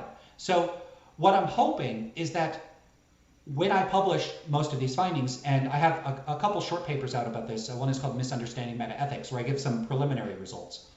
And on that particular question, a big part of the problem is that when you give people a disagreement, so Alex thinks one thing and Sam thinks another, one of the things they'll often think is that the two people are kind of talking past each other. They're thinking of different situations or circumstances. Right. So if you ask people, sometimes people will say both people are correct if they disagree about murder. And then you say, well, what were you imagining about the situation? They'll say something like, well, I figured Alex was thinking about, a police officer killing someone that's like a terrorist. And then, Sam was thinking of killing someone to steal their wallet. And, the first one it is right and the second one it is wrong. Or sorry, right. Vice versa. It's okay in the first case and wrong in the second case. They're thinking of different situations. Well, then they're not thinking about the scenario as researchers intended. So right. A big problem with this research and what my evidence shows is that a vast majority of participants are not understanding the question to be about metaethics, like at all. They're just misunderstanding these questions. So what I'm hoping is that my research will motivate people that are doing research on how people think about philosophical issues to realize two things. One is that it's very, very hard to get people to understand questions about philosophy using simple survey questions. Those questions are ambiguous, they're underspecified, people rarely think about these issues. In order to really get someone to understand a philosophical issue, you need to have a conversation like you and I are having. And there's a great paper on this by, I don't know how to say his last name, it's Koppinen. It's called The Rise and Fall of Experimental Philosophy. I think the paper was way back in 2007. It's a fantastic paper. I don't agree with all of it, but he makes much of the very same point that social science is just not able to address many philosophical issues. Unfortunately, the problem is that, and this is where the second issue comes in, I also don't think conventional philosophical methods are adequate to address these problems either. So if social science doesn't work and philosophy doesn't work, how do we address these questions? And I think there's a couple takeaways. One is that some of the questions don't have answers. So the question is, what are people's metaethical views? I think for the most part, people don't have metaethical views. So like right now, if I ask you, how do you interpret quantum mechanics? Do you endorse the Copenhagen interpretation, the like de Broglie-Bohm interpretation, or the many worlds interpretation? Would you have? I have no idea what you're talking about. Right. Right. And the way that you speak, when you say like, I went to the store yesterday, you're not implicitly referencing one of these standards. You're not referencing it at all, and that's totally fine. You don't need to know anything about quantum mechanics any more than if I talk about rocks, I need to have a PhD in geology. So I think the same thing is true about metaethics. And I think that a lot of this research is kind of a big waste of time. We're imagining people have beliefs and standards they just don't have. So one of the takeaways is that philosophers need to think more carefully about whether people really have philosophical views or whether they have implicit philosophical commitments built into the way they speak and think. They might not. So indeterminacy, there just is no fact of the matter, or there's no theory that's any better than another. It might just be the norm for many philosophical issues when it comes to understanding how non-philosophers think about them. So one is indeterminacy about the folk philosophy. The second is that many of the issues that we study in philosophy, to the extent that we need to rely, or are the questions we're asking are empirical questions about what ordinary people think, we need to use different methods. We can't just use surveys and simple questions. We might need to use structured or semi-structured interviews. We might need discussions. We need a systematic empirical approach, but that approach also needs to be able to manage the ambiguity and the complexity of philosophical thought. So we might need to do something closer to anthropology than to psychology, at least for the present. So those are the two takeaways, and I'm hoping people will change their approach to studying folk philosophy and experimental philosophy. Awesome. Well, yeah, that sounds like great that you're kind of pointing out the flaws, and I can totally see that, because a lot of times when people get a question like that, especially if they're, in this environment where they're being tested, right? Or they're, then they feel like there's maybe a trick involved. And so they're like trying to avoid like the trick, or, they're trying to answer in a way that is, I think like all the things you mentioned, you're making great points about how like the limits of just simply asking survey questions. So that's really cool. Yeah, you raise a good point. That is one of the problems. People are trying to figure out what you're doing in the study. You could get what are called demand effects, where people have assumptions about your expectations and they respond in accordance to that. That's one problem. That's a problem for all psychological research. In this case, it's a little different than a lot of other studies in that, if I ask you, how much TV do you watch, or do you like pizza? People understand what you're asking them. They might think you're up to something, and that might influence how they respond. But in this case, if I ask for instance, some of the studies might just say, like, do people have free will, or are there objective moral truths? And then if you ask people, what does that mean? They give completely different answers from one another. So what are you measuring when people answer those questions? And I think philosophers have just not taken proper stock that these questions are much more complicated than standard psychological questions. Cool. Well, thank you so much for being here, Lance. And if it's okay with you, I will put the stream link in if anybody wants to join and have a discussion about. Cool. So there were some pretty good questions. So while we're waiting to see if anybody joins, I will go back and look at those and kind of bring those out. And if anybody wants to come in, please do. So let's see, I'm just going to go all the way back to the beginning. And, now let's see.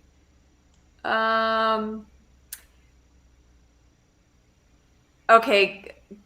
Kim wanted to know, can you state what you have in common with Lance and maybe reassess at the end? Well, I guess I was saying that we have in common that if I had a worldview where I didn't believe in God, then I would assume that there is no such thing as good and bad. And so I don't think I've changed that. I mean, I think I have common ground with Lance on that, even if he disagrees with my worldview adding something, he wouldn't agree with me on that. But I think we do at least have the common ground that we think there's subjectivity and that there's not really such a thing as good and bad in a worldview, like I would say naturalism. Do you think that this is true? Do you think, am I like misrepresenting this, Lance? I wouldn't frame it exactly that way. What I would say is that naturalist accounts of morality have significant problems that are I would say they're like terminal. Like, moral naturalism is a failed project. I don't think that they could capture what morality is really about, and I don't think that there's any real hope of them succeeding at identifying moral facts with some set of non-moral considerations. Hi, Daniel. How are you? Hi there. Yeah, doing very well. And yeah, Lance, this has been a really exciting conversation. I think you've articulated anti-realism really, really well. And it's been a topic that's really excited me. Thanks very much. Cool. What are your views? Well, similar to Lance, so I used to be a Christian, but I'm now an atheist. And part of that was, oh, what do I do about morality? And I think very similarly to Lance, sort of ended up sort of calling myself a moral error theorist. But I think Lance is spot on in terms of people are just talking about all sorts when they talk about morality. And I guess my main question for you, Lance, was I feel like a lot of people who hold to moral realism, some of that defensiveness of holding on to it seems to be because, well, what happens to all these conversations that we're having within sort of this moral discourse? What do we do about, how do we talk about murder and these other difficult issues that we face as a society if we're not able to say, well, what is right and what is wrong? So I was curious to understand from you, in terms of both sort of this philosophical questions and the psychological insights you've got, whether you had any sort of prescriptive ideas around, well, how could we have these conversations in a different way, appreciating that there perhaps aren't moral facts? How could we engage in some of these social conversations? Yeah, that's an awesome question. It's actually something I specifically wanted to address, because this is one of those things that, a question is for anti-realists is, what next? Let's say we reject that there's any objective moral truth. Now what do we do? And I think you're absolutely right that there is some fear on the part of moral realists, and that's not to say that they're necessarily motivated by that fear. To the extent that they hold their position for intellectual reasons, they could see it as a legitimate concern. If there are no objective moral facts, what now? For me, once we set aside those questions of whether there's an objective moral truth, what we could now pursue, and it's not like now nothing matters and let's just all have a war. There are all these practical questions. Let's say there is no objective moral truth. Okay, well, I still want to live my life a certain way. Everyone else wants to live their life a certain way. There's now the issue, and I think this issue is already there. We're already doing it, but now we can focus on it a little more clearly. The problem of, how do we cooperate? How do we negotiate the fact that different people have different values, different goals, different aspirations, and for practical reasons, it's best if we all try to figure out how to live together. It's like if you're stuck in a house with a few roommates, you got to figure out how you could all get along. And there doesn't have to be a fact of the matter about the correct solution. There could just be the solution that the most important thing is the solution everyone will actually agree on and actually enforce. So once you set aside those abstract questions, and this is part of the reason I have a problem with moral realism, I think it's siphoning off talent, focus, and energy to ask these abstract philosophical questions that have no practical relevance at all. And it's causing us to focus on just this nonsense when we could be asking these practical questions. So yeah, what I would say is set aside moral realism and that whole dispute in metaethics, and we could focus on practical questions about how to negotiate our conflicting values and find ways to cooperate that are mutually agreeable to people. So something like we should replace morality with diplomacy.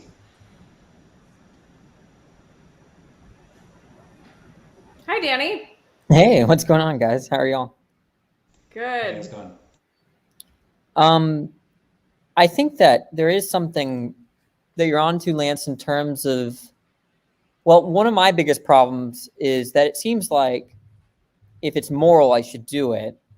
But then when moral realists come in and say, if it's morally right, then we should do it, versus if it's right, we should do it. So what is the extra term there really doing? And I think the non-cognitivist has it partially correct, in the sense that when I at least attempt to differentiate between morally right and right, I think that in the former, I am expressing disapproval. If I'm trying to leave work, I should open the door. And if it's the case that I don't, like I fail or whatever, I don't feel like that's a moral failing. And yeah, there's a lot about what that could mean, but the idea is that me having the obligation to open the door to go back home after work is different than having the obligation to not steal from a homeless person. And I think in the latter there, the stealing from the homeless person, yeah, most people are going to say, well, that's a moral obligation as opposed to the former obligation. And I think I really don't know what they're adding there except something like disapproval, or that they would stop me from from harming this homeless person. Right. So there have been attempts, and I mentioned these. There's a great paper by Steve Stitch, the philosopher at Rutgers, talking about trying to figure out the boundaries of what morality is about. And when you ask a lot of people from weird cultures, this is one of the things that has been offered as something that distinguishes our moral judgments from other like social conventions and those sorts of things. Is that there's this element of approval or disapproval. Other people have proposed similar things, like their moral judgments are the sorts of things that moral transgressions are the sorts of things that it's appropriate to punish people for. Morally good acts are things it's appropriate to potentially praise people for. That there's that extra element that isn't present for, like, if you violate a social convention. If I wear pajamas to work, no one's going to say that you have to be punished. You did something wrong. People might look at you funny. They might tell you to go home and dress appropriately, but it doesn't have that same feel to it that you violated something. We wouldn't resent. I mean, hopefully, no one would resent you for, not laying a napkin on your lap when you're out on a restaurant, or if you wore pajamas one day to work, that kind of thing. But it seems like, yeah. So part of the reason that I don't think works as a way of distinguishing moral from non-moral norms is that the empirical research on how serious people treat moral versus conventional violations, there's overlap at the boundaries, and the overlap is pretty significant. Like, if there's a little bit of overlap, it's not a big deal. There's overlap so that people treat some social conventional violations as quite serious and some moral violations as not so serious and not deserving of this sort of opprobrium. And then there's also cross-cultural research where people from other cultures that have what we would consider social conventions, and they might even consider them that themselves, take them very, very seriously. So the seriousness, the sense of blame and praise, those sorts of elements seem like they come apart from what we would consider paradigmatic moral judgments when you look at how people from different communities think about things. So this is exactly the kind of thing that I'm talking about when I say that how you and I are disposed to think about morality is, in a certain sense, culturally parochial. Other people think about it differently. And it's not obvious why the way you and I think about it is like the correct way, and the way they think about it is just incorrect. Why would that be the case? Yeah, I don't really understand why there's that there has to be like a correct sense of what is what kind of action or behaviors are moral versus just non-moral I guess violations. I mean, it could be the case that wearing pajamas to work is just as serious. Like the society takes that just as seriously as stealing from a homeless person in our society, and then I think I would be fine with just saying that is a moral issue. Right. So there is a growing body of research where they ask people which issues they consider to be moral issues or not, and what they find is significant variation even there. So people just themselves don't agree on which issues are moral or not. So you could use this sort of stipulative, externalist sort of definition, like morality just is about things which people think is appropriate for praise or blame or punishment or whatever. But you could stipulate that definition, but if other people disagree with you and they say, no, morality doesn't have to be about that, then you're just pushing the question back further. Now we need Well, to then get I into don't the know debate what they about what. mean. I just wouldn't know what they Right, but they mean. would say they don't know what you mean. Well, that's fine. I would try to explain it. I would say Lance, when I say that I have a moral quandary with or a moral issue with you, I'm just saying I disapprove. That's what I mean. Right, and so then an expressivist might say, okay, so then we could explain what you're doing as when you use moral language, you're expressing your approval or disapproval, but that doesn't need to be explained in terms of facts about what's objectively right or wrong. And then there'd be this question of, so I mean, there's this sort of unresolved question of moral discourse, what it's referring to, what it's about, and it seems like you're receptive to the possibility that it can just differ between people. And if I'm The understanding, you're making terms the point do. that, right. But the concepts may as well. It's not just the language differs; it's the concepts Well, then we're just not themselves. talking about the same thing, it seems like. Right. Right? So Maybe if that's we're the not point. talking about the same thing, yeah, maybe that is the Right. point. But if we're all not talking about the same thing, how do we thread that needle? What's the next move? So now you're talking about like Well, morality sub one. They're talking about morality sub two. Are there two different bodies of objective moral facts? What if they conflict with each other? Well, I'm not. I mean, I take an intermediate view. I think that rightness or wrongness or obligation is understood in terms of commitments, which are going to be cashed out in terms of beliefs and desires. But I think that I don't know if you're familiar with Akil Bilgrami's work at Columbia University.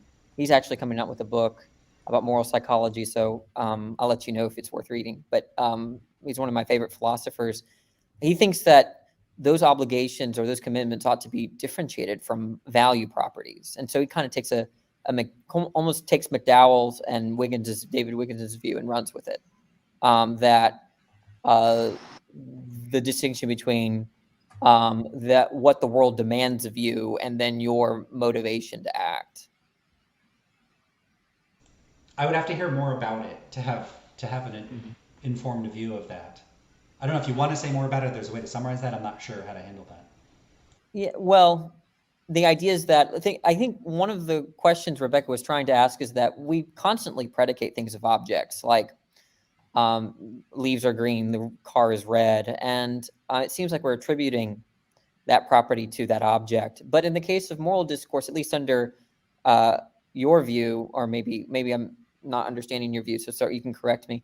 When we say the cake is good, or this particular action is good, or the state of affair is good, that predication doesn't work the same way, right? It's a presumably redness and these other sorts of properties are somewhat mind independent.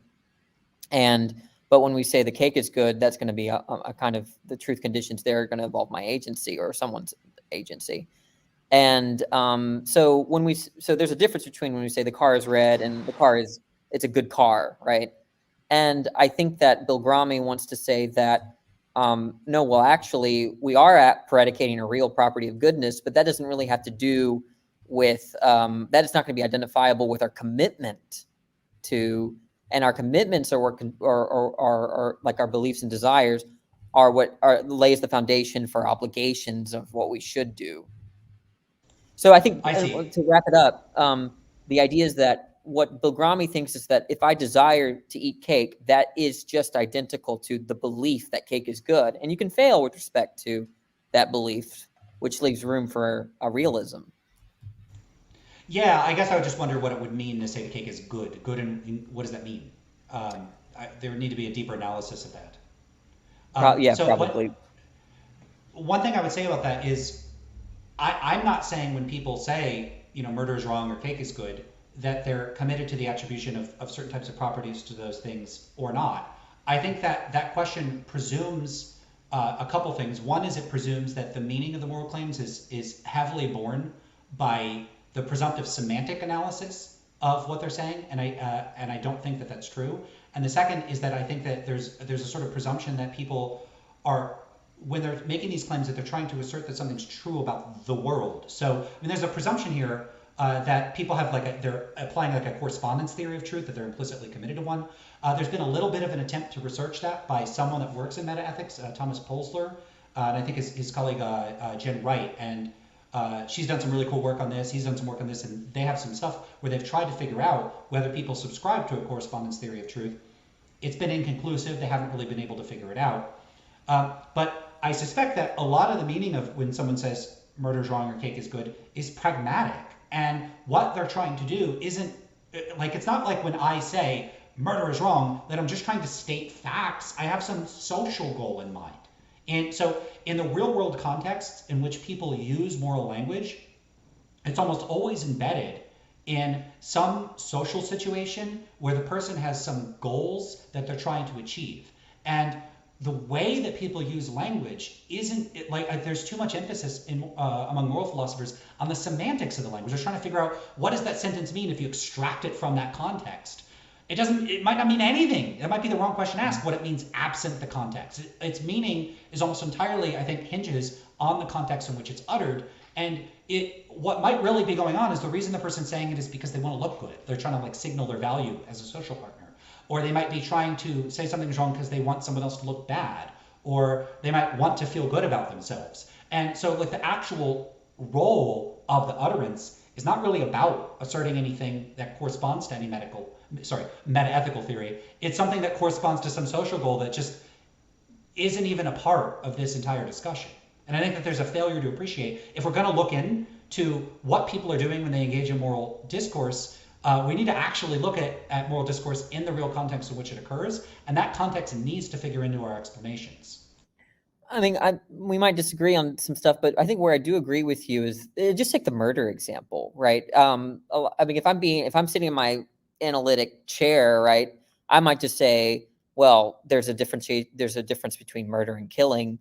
Murder is just the killing the kind of killing you ought not do, and so end of story. But I think what you're saying though is that when people say murder is wrong, they're really just using the term to pick out a particular set of descriptive facts, right? Let's say the description in which I kill a homeless person for their wallet, right, has no normative terms in that description, right? But nonetheless, what I'm trying to do, what some people might be doing is when they're saying murder, they're actually just picking out that instance and really not, utilizing the term as I would when I just want to understand murder as analytically the sort of killing that you ought not do. I don't know if that makes any sense. Yeah, but so kind of what I'm getting at is that the meaning of the terminology, like murder and wrong and good and bad and should and shouldn't, it's going to vary as a function of the social context in which the sentences are articulated, and that an analysis that actually captures what people are doing in those contexts would take into consideration the social functional goals of what they're trying to achieve in that context, and that most or even all of the meaning in any particular context could hinge on those social goals. So when people post things online about this is wrong, the language that they're using, you could look at that and try to subject it to an analysis to say what's the best explanation for what this person seems to be committed to. It looks like they're using realist language. It looks like they're using anti-realist language. And they could be using realist and anti-realist language that in accordance with some sort of external theory of like what's the best, public discourse explanation of what they're doing. But what they're actually doing, like if we could have this, we were Laplacian demons, we had all the facts in the universe. What's actually causing them to make that statement is some social goal that has nothing to do with trying to say something true or false. And that's what they're really up to. They're really up to, I want to look good. Here's a thing I could say to make me look good. Yeah, I mean, I think I would look at those sorts of surveys as inspiration for tracking the concept. But I mean, take the dialectic between nominalist and Platonist, right? That's something for the viewers, something like, whether numbers are real or not, right? It seems like the nominalist is going to be fine with the language that mathematicians use when they seemingly use statements that affirm a real, use the same sort of language that the Platonists uses. In fact, this fits very well with Platonism. And I just hope that it's not that sort of scenario where like, hey, the language is like compatible with both of our theses, our metaethic. And I just don't know to what extent that we could use the way that people talk to kind of establish an ontology of things. Like I think they're value properties independent of minds. To what extent can I use what society means by these terms to establish or discredit that. Yeah, I think that the relationship between folk discourse and what the folk mean and these ontological questions is very complicated. It's very difficult to say, to jump from how people speak and think to what is in fact the case. There's a great paper, I don't remember I think it's by Kahan, on this, on how, I think the paper is called something like, must moral realism make a semantic claim? And his argument is no, it doesn't have to depend on people's folk semantics. You could ask the question, are there stance-independent facts about what is good or bad or what we should or shouldn't do? And that's a legitimate question to ask, independent of how it turns out that people speak. So those are separate questions. So how I would handle that would be separate from how I would handle the semantic questions. I would never have wanted to start out with the semantic questions and then jump in any simple way to the ontological questions. Part of the reason I focus so much on those descriptive questions is because moral realists themselves will appeal to these sorts of things. There has been a longstanding presumption in favor of moral realism, where what they'll say is, it sure looks like moral language is realist. Just like the Platonists would say to the nominalists, it sure looks like mathematicians talk about these things like they're real, so it's sort of unfair, right? Is that kind of what you're coming from? Absolutely, yeah. So there's a great paper, and this, out of all the papers that have had an influence on me, there's a paper by Michael Gill called Indeterminacy and Variability in Metaethics. And that's one I recommend people check out. It's a very cool paper. And in that paper, he actually explicitly makes reference to mathematical Platonism as an example. And he says, look, if we were trying to go out and we're like trying to talk to the person in the supermarket and they're adding up their bill, or they're going, oh man, it's $1.22, the price went up. Would we say that there's a fact of the matter about whether the person is committed to mathematical Platonism or whether they're actually a nominalist? No. And his point is that the way ordinary people speak and think about mathematics just doesn't give us any purchase on that philosophical question. It just doesn't have to do with it. And I think the same is true for mathematics. And that was my point about quantum mechanics, is that, for metaethics. So the same for mathematics, for quantum mechanics, and for metaethics. I don't think people are committed one way or the other to moral realism or anti-realism in the way that they typically speak. I just don't think I see. that. Yeah, I'm very sympathetic to your project. Yeah, it just doesn't tell us very much about it. And I tend to favor indeterminacy about it, but to the extent that people do seem to have some discernible view, it's a really messy, variable view. Some people are probably more realist, but other people are anti-realist. And I don't think that there's like a correct analysis that can show that there's not going to be an error theory that shows that the anti-realist parts of moral speech are incorrect, or that the realist speech is incorrect. But there's another paper by Don Loeb where he articulates a view pretty similar to mine called moral incoherentism. And what he argues in that paper, it's not about indeterminacy. He says, well, what if you are committed both in your moral judgments to realism and anti-realism, or various versions of them, at the same time in the same respect? Well, then you would be committed in a certain sense to an incoherent conception of morality. And that's why his position is called incoherentism. And his position would be a bit like saying that people's moral commitments, the folk moral commitments, are a bit like belief in square circles. You know, there aren't such things. It's just nonsense. And so moral discourse in a certain sense is incoherent. He goes into detail in that paper, and he spends the first portion of it talking about the relation between folk semantics and ontology and how they do relate to one another. And I do think that there's something to be said there for how they relate. Because if someone, in the case of someone saying there could be, objective moral facts, regardless of how people speak or think, I would still have the question, well, what do you mean by a moral fact? Because I would typically think that to the extent that we distinguish moral facts from non-moral facts, that in a certain sense, our language is telling us what we're referring to. Like, how would you even begin to talk about moral facts as opposed to a non-moral fact if language is irrelevant? Like, what people actually mean by those sentences is irrelevant. You can propose morality is about something, but then you're offering a stipulative definition. You're just using the same word, but you're potentially changing the subject. Because what most of us really want to know is, when people are out there saying murder is wrong and abortion is wrong, are they talking about a realm of objective facts? So you see, I still think moral discourse is relevant in a certain indirect way. Yeah, I see your project now. I don't want to suck all the air out of the room, but yeah, I think Daniel unmuted a few times, so. Well, I was just going to say, because it's quite interesting what you said earlier about people making sort of stating these moral facts when they have a goal in mind.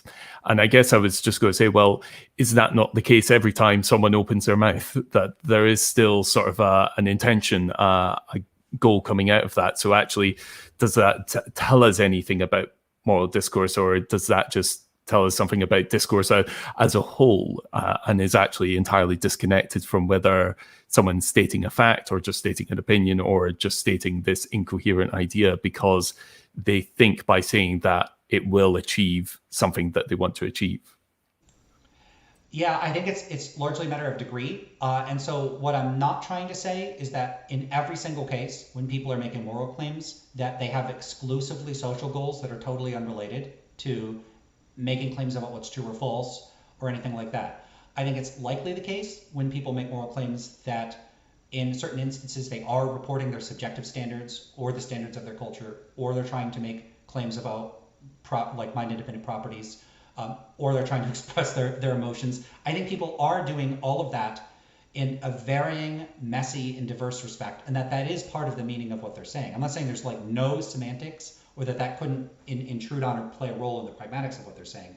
But you raise a good point, which is that if I'm saying it's very pragmatics heavy, maybe I'm misunderstanding you, apologies, that couldn't this generalize to language as a whole, and that would potentially create problems for other sorts of speech. Like if someone says that, the car is red, could there be a pragmatic going on there as well? I think yes, but I think that morality is distinct in that its role in our everyday speech is a lot more social functional. So it's really a matter of degree, and it's just much more the case that these social components are an important part of it. Another thing I'd want to add to that is that philosophers, I really don't like the way that they deal a lot with toy cases. They will imagine speech and think that it's representative of actual moral speech, and they'll take sentences like, murder is morally wrong. But I suspect if you go on Twitter or you just go record people, in a bus or in a shopping mall or whatever, and you record speech, I doubt people are going to be using all that abstract moral language all that often.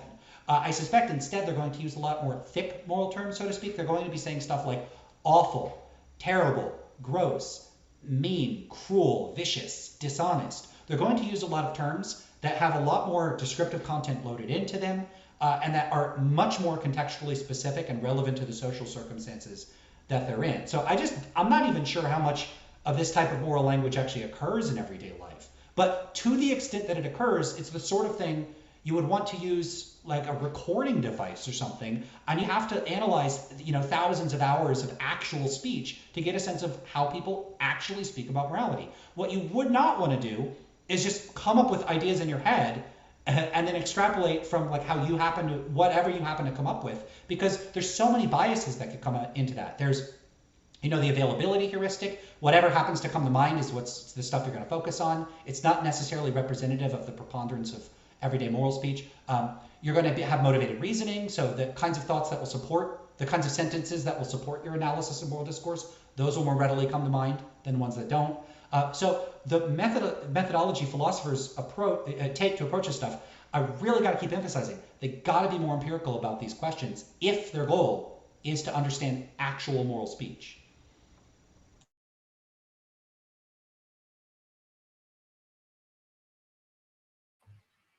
Okay, so there's a question here that and Kim says, Lance, what problem do you think should challenge theistic moral realism the most? And Rebecca, what problem do you think should challenge moral anti-realism the most? What do you say, Lance? So I don't think that there's any distinctive issues with theistic moral realism, because that would need to be specified. I don't know if a person defending that is defending divine command theory, or they're trying to ground stance independent moral facts in something other than like God's commandments. Divine command theory is a little hard to categorize, and personally I'm sympathetic to not even treating it as a type of moral realism, because in a certain sense it's just saying that the moral facts are just whatever God says that they are, and I'm not sure that makes them stance independent. But that's complicated to figure out, and there's probably some sophisticated theistic accounts of how you could ground morality in God that I would consider types of moral realism. Anyway, that's a digression. I think the biggest problem for moral realism is providing a coherent, understandable account of what it would even mean for there to be stance-independent facts about what is right or wrong or what we should or shouldn't do. I don't think that makes sense, and I didn't have time to go into this, but when I've talked to moral realists about this, whether they think morality is grounded in God or not, most of them are secular moral realists, most of them are atheists. What they'll say is there's irreducible normativity, or there are these decisive reasons for action that apply to us, or we have the reason. So they'll say something like, you have a reason to not cause unnecessary harm. And when I've asked people what that means, what does it mean to say, I have a reason? How do you have, I have a phone, how do you have a reason? And I don't think that they have good answers. I don't know what it means to have a reason that doesn't depend on my goals or values. So there's what's called externalism about reasons, and I just don't think it makes any sense. And when I've asked people to explain, they'll just say, well, I get it, I understand it, I know what it means to have a decisive reason or external reason to do something. Okay, so, but anyone could come along and say, well, I understand this concept, and if you don't get it, too bad, but it can't be explained. I don't think any of the rest of us have any reason to find that compelling. So I think the biggest problem for moral realism is just rendering it intelligible, even making sense of it. Well, I can't really respond to that because it's a little bit over my head, to be perfectly honest. I don't know how to answer that. So I want to ask Daniel or Danny, how would you respond to that if you were coming from my position? What was the question again? I read it, but I just forgot it because I was engrossed in what Lance was saying. What is the biggest challenge to theistic moral realism? And Lance is saying he thinks the biggest challenge to it is just that it's hard to even make sense of it. I don't know. To me, I think the challenge is to, if that is, like Lance is saying, a moral realism position, I think the challenges are going to be the general objections to realism, right? It's not going to, because it's like saying, if I think that goodness is grounded in bleeding, and then someone else thinks that goodness is grounded in, I don't know, heart rate. I think it's just like goodness is grounding God's intentionality. I mean, it's just like all the same problem to me. I don't really think there's something that different between God's desires and something like bleeding, in the sense that, in the context of defining the good. So I think so. Basically, I just gave Lance answers. I think I gave Lance's answer, and I wanted to ask Lance, are you persuaded by Bernard Williams's paper on internal and external reasons? Is that where you're getting the kind of incredulity about external reasons, or is that because no. I thought I heard Parfit. Yeah, I have a big problem with Parfit. Me too. So find Parfit phenomenally unpersuasive on the realist front, and the same holds true for pretty much every contemporary realist. Hopefully, some of them I'll get a chance to talk to at some point. No, I haven't read much of the internalism and externalism literature, but it's the kind of thing I've had people tell me, even though I haven't really read a lot of this work, but they're like, you're a quietist about these issues, and I think I am about internalism and externalism. If the question is, so sorry for people that don't know, but there's this question of moral motivation. Are you talking about internalism and externalism about reasons, right? Not motivation. Right, yeah. Yeah. So, sorry. Those are two separate issues. I'm quietist about both. I think they're both confused and don't make any sense. If someone asks me, why did you go to the store? I don't know why I keep using the store as an example. I'd say, well, because I needed food. So, the reason would be that I needed food. I could give reasons for things. But with a lot of the talk about people having reasons, internalism would say that the reason I have to do something depends in some way on my goals, and then externalists would say that there are reasons that can apply to you could have that don't depend on your goals or values or whatever. I think both conceptions of reasons are weird and underdeveloped and don't make any sense. I don't think I have reasons in that sense. I could give reasons and talk about reasons in a kind of conditional way. So, like if I want to do this, then I have a reason to do that. I understand reasons in that sense. But I wouldn't say I have a reason because I have a desire. I only understand reasons in a sort of conditional way. So yeah, I don't like internalism or externalism, and I don't think either of them offer a good account of reasons. They take a long time to get into what my problems with that are, but external reasons in particular, I think really just don't make any sense. And I don't think there's any good reason to believe in them. And the thought experiments just don't do anything for me. There's like the Future Tuesday argument, and people will say, touch a hot stove and get back to me. Obviously, you have a reason not to touch a hot stove, and to me, it's like, well, the reason I want to touch hot stove is because it hurts, and I don't want to hurt. So it's not external. If I didn't, if I was made out of metal and I was resistant to heat, why would I have a reason not to touch a hot stove? So yeah, I think a lot of the arguments for external reasons and thought experiments that try to pump those intuitions don't get anywhere. They're just nonsense. I don't know what reason externalists are talking about. Danny, how does that differ from your view?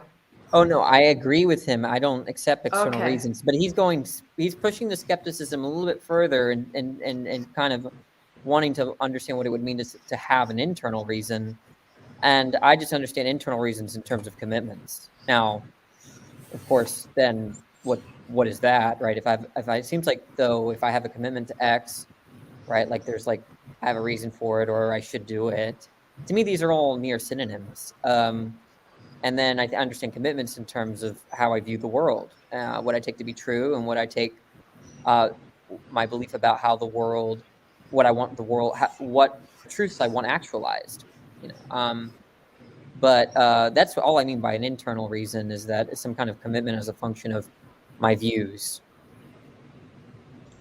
Can you give an example? Hi, Craig. An example. Hey, Craig. Yeah, maybe it's possible that if you construe internalism in a way that I find acceptable within my perspective, I just say, sure, that's a fine way of construing reasons. Generally what I would just say is I think a lot of these attempts to offer a sort of conceptual analysis are just, they're getting off on the wrong foot because they presume that there's like a correct analysis, and really I just think that yeah, I'm sympathetic to what you're saying here. Yeah, I'm just telling you what I mean. I don't know whatever anyone else means by the terms. It's not like you can be wrong about what you mean. And I kind of rely on that. But the idea here is that if I believe that it's raining outside, I'm committed to that truth in a way where what I believe is sort of aim at how the world is like or what's true. Some people call it propositional attitudes, but I think that that's normative in a sense because it's an aim at how I think the world is. And if that's true, then if I'm committed to the fact that it's raining outside, then that's a reason for me not believing the opposite, right? Not contradicting myself. So in a sense, all of my beliefs are reasons for not accepting the negation of whatever I took to be true.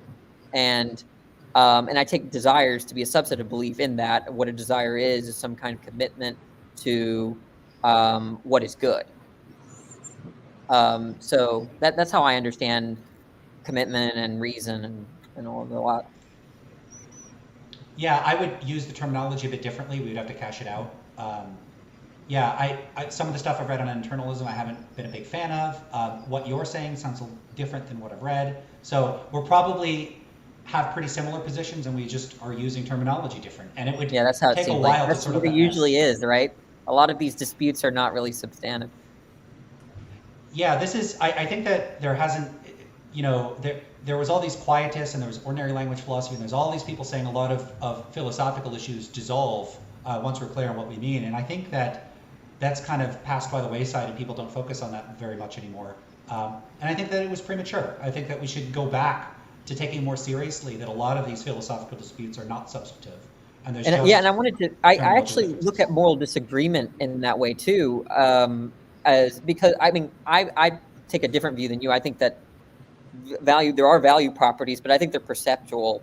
They're known perceptually. They're not. You don't infer to what's good. You perceive what is good, and then if value or goodness is a perceptual matter, then there's no arguing about anything, right? I mean, the idea is that there's something in the world that causes you to have a belief, and the idea is that if someone doesn't perceive that or misperceives that, there's like, how do you arbitrate with just a priori means? How do you do that by an a priori means? I don't think you can. So when someone looks at a fetus and says, I find that valuable, and I say, I don't see that as valuable, I think that that's the end of the story for me. I don't think there's anything to argue about.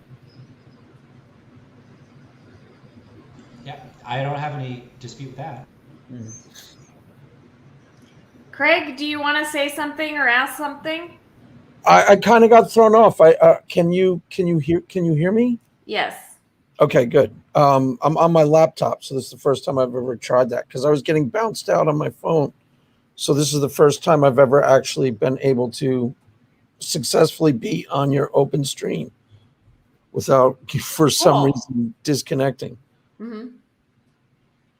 I wasn't exactly sure where I came in the middle of the conversation they were just having.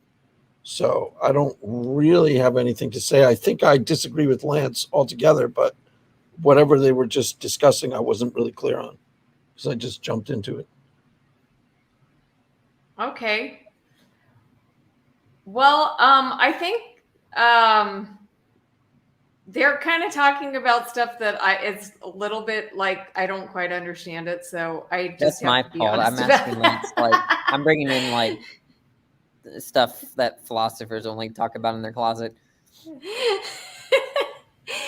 Yeah. Well, if you guys could, can you simplify it for those who haven't studied philosophy? I think Like, that Lance did a distill it good down. job. Mm-hmm. The idea is that there's a question about whether they're external or internal reasons, or whether I think, what's the view called internalism about motivations? Is that just internalism with moral internal? Yeah, I like the SEP calls it schematic internalism. I Okay. don't know if that's standard, but I definitely reject the idea that there has to be some motivational element in order for something to be a reason. I don't think that needs to be there. That strikes me as weird. Given the And I've hypotheticals, had- right? Because like when you're drinking, if you were drinking wine, if it were poisoned, most people would say I have a reason to not drink it, even though I wasn't motivated not drinking, given my ignorance, right? Something that, because that's not that's a normative reason, right? I think that would be considered a normative reason. Well, so I mean, people need to be very clear about what they're saying, and I've had people give me that case, and I know that that case is in the literature. But I've had people give that as an example of an external reason, and that seems really weird to me, because the reason why I wouldn't want to drink poison is that I don't want to. I don't want to drink poison. I don't want. I'm in agreement negative with you. consequences. Right, Yeah, but I wouldn't have a motivation either. So, like the motivation count is a weird one. It would make more sense to me to say that if you were going to be an internalist, to base it on like values, desires. I'm not real picky about the terminology people use there, but I don't like this talk of saying that desires give reasons. That sounds metaphorical to me. I don't know what that means. How does it? I don't think anything gives reasons. What about the position that desires are reasons?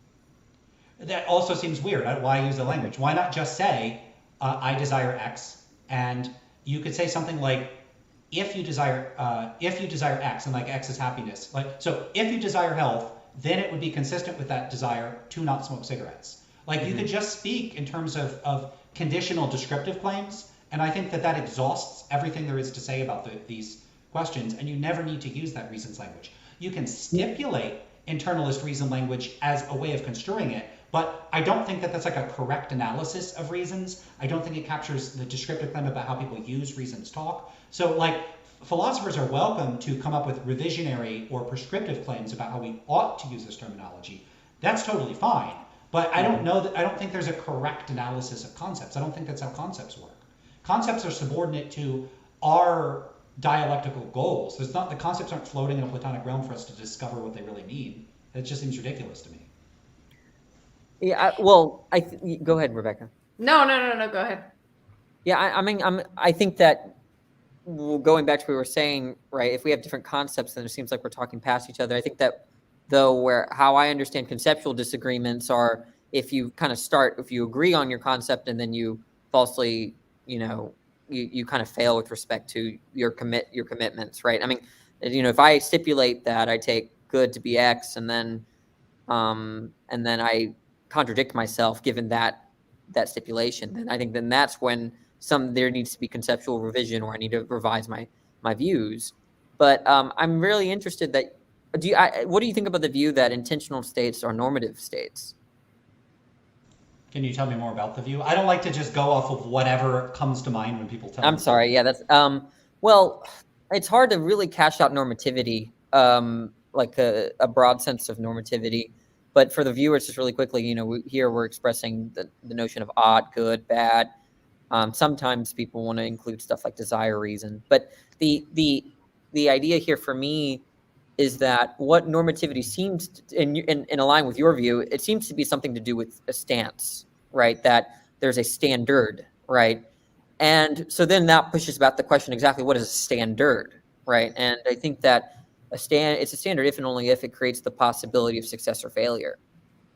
So the reason why, something like there's water on my table is not normative is that it doesn't establish consistency relations of success or failure. But the reason why, there ought not be water on my desk is because if there is water, then there's a sense of where there's a failure with respect to that standard. Or if there is no water, there's success with respect to the standard. So I just look at beliefs and desires in that way. If it's desirable, if I desire that there not be water on my desk, right, there can be failure and there could be success if there. In the same way that if I believe that X is true, I can fail with respect to that truth, right? It might be the case that it's false and I failed with respect to my commitment. That all seems like a totally fine way to speak about things. Yeah, with respect to normativity, generally my perspective on this is just that there are a lot of the normativity talk just seems incomprehensible to me. There's all this talk of things just being, like irreducible normativity. Just seems like complete nonsense to me. There are descriptive You facts. mean irreducible value, that kind of stuff? Yes. Okay. So there are facts about like, there is a cup here. I don't think it makes any sense to speak of there being like normative things simpliciter. Like it's just the case that you should not do this or you ought to do that or such and such as. Oh, like categorical norms. Categorical norms. I think it's just conceptually confused. What there are facts about the evaluative and normative standards of real and hypothetical agents, and there are facts, and I think this is where it gets similar to what you're saying about the success conditions for acting in accordance with, or for outcomes to be in accordance with those evaluative or normative standards. So you could say something like, if you want there to be less suffering, then you should, minimize, like prevent torture. And what all the should is doing there, it's not doing anything particularly special. It's just saying, to the extent that this outcome will be achieved or this action would be performed, it would be consistent with this standard. Oh, well, actually, I think that plays into what you just said. There plays into mine. That's great. So I think this is kind of like, I'm inspired by Hume here, and maybe more. The idea is that if I could derive from some antecedent an ought, right, then I think that there has to be some kind of, I guess, ought has to be included in that antecedent. Otherwise, there's Hume's guillotine or an open question. The idea is that I can't derive oughtness from like my concept of blood, because at least analytically I can't. And if I predicate, ought a good or bad of bleeding, right, then I think what's going on there is something like predicating greenness of a leaf, where it's not like in the concept or anything, it's some kind of accidental property of the leaf.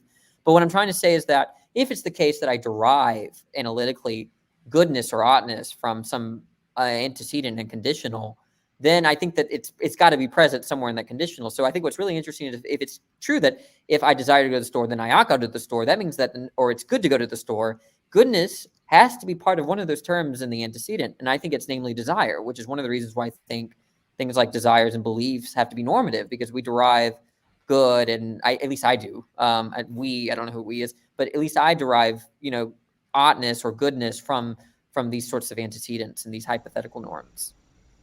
Well, why say that they're normative? So you could just act the normative language and just say stuff like, if you desire this, this would achieve your goal. You do desire this, so this would achieve your goal. You could come up with things with the premise, conclusion, structure, and just extract all the normative stuff from it. Why even bother with the normative stuff? It just seems like a redescription of descriptive things. Go ahead, Rebecca. Oh, I just wanted to just interrupt really quick to say hi to Dr. Josh and see if he wants to say anything about this. But you can finish your point. I guess Hi, Dr. to finish Josh. my point, why use? I mean, all I mean by normative is that which creates the possibility of success or failure. So I think that my desire does that. I think that reasons do that. I think that because if I have a reason to do X, then I can fail with respect to what I had reason to do. But I guess maybe I can just omit that term. Maybe because it does. I somewhat agree with you in this to the extent that maybe it's just like redefining, like, we have beneficial and good and rightness. These are all synonyms. We could just talk about one term to kind of keep to get our clear thinking. And if that's what I'm doing, then I accept your criticism. But I didn't. I would have to further examine exactly what I said. But it seems like all I mean by a normative concept or a normative term is that it creates the possibility of success or failure. Sure, and that seems fine to me.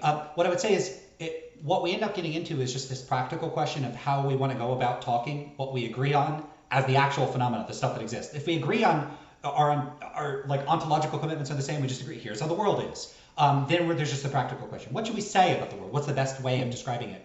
And that's an interesting question, but it's an entirely separate question from the question I would want to have and that you might want to have with moral realists, who would very strongly disagree with me. They would say that there really are decisive reasons or these external reasons for people to do things or not do things independent of what those people want. And so like someone like Parfit would really want to be able to say, no, you really do have a reason not to cause unnecessary harm, and you have that reason. It applies to you whether or not, it doesn't matter what your desires are. You still have the reason. And that's the issue I want to take on, what does it mean I have so I have a reason, now what? Like this is a challenge that I raise to more realists, is they're like, okay, so you have all these reasons. So I violate the reasons, the objective moral facts. Now what?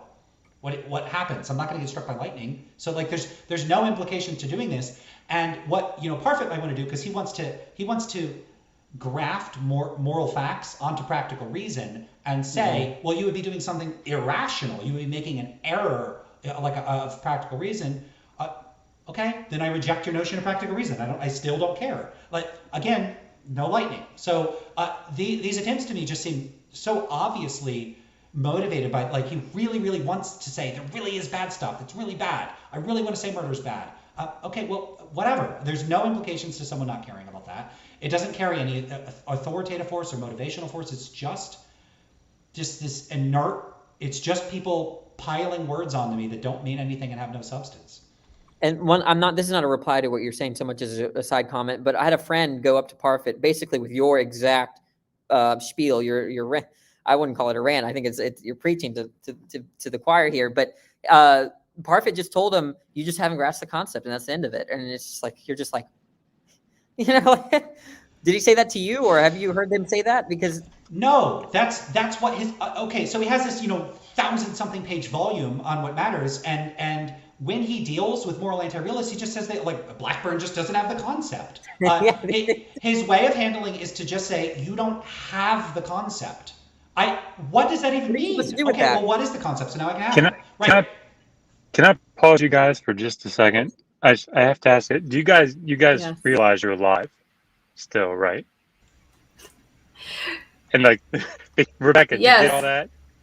Are you Oh, you no, on par with what they're talking about?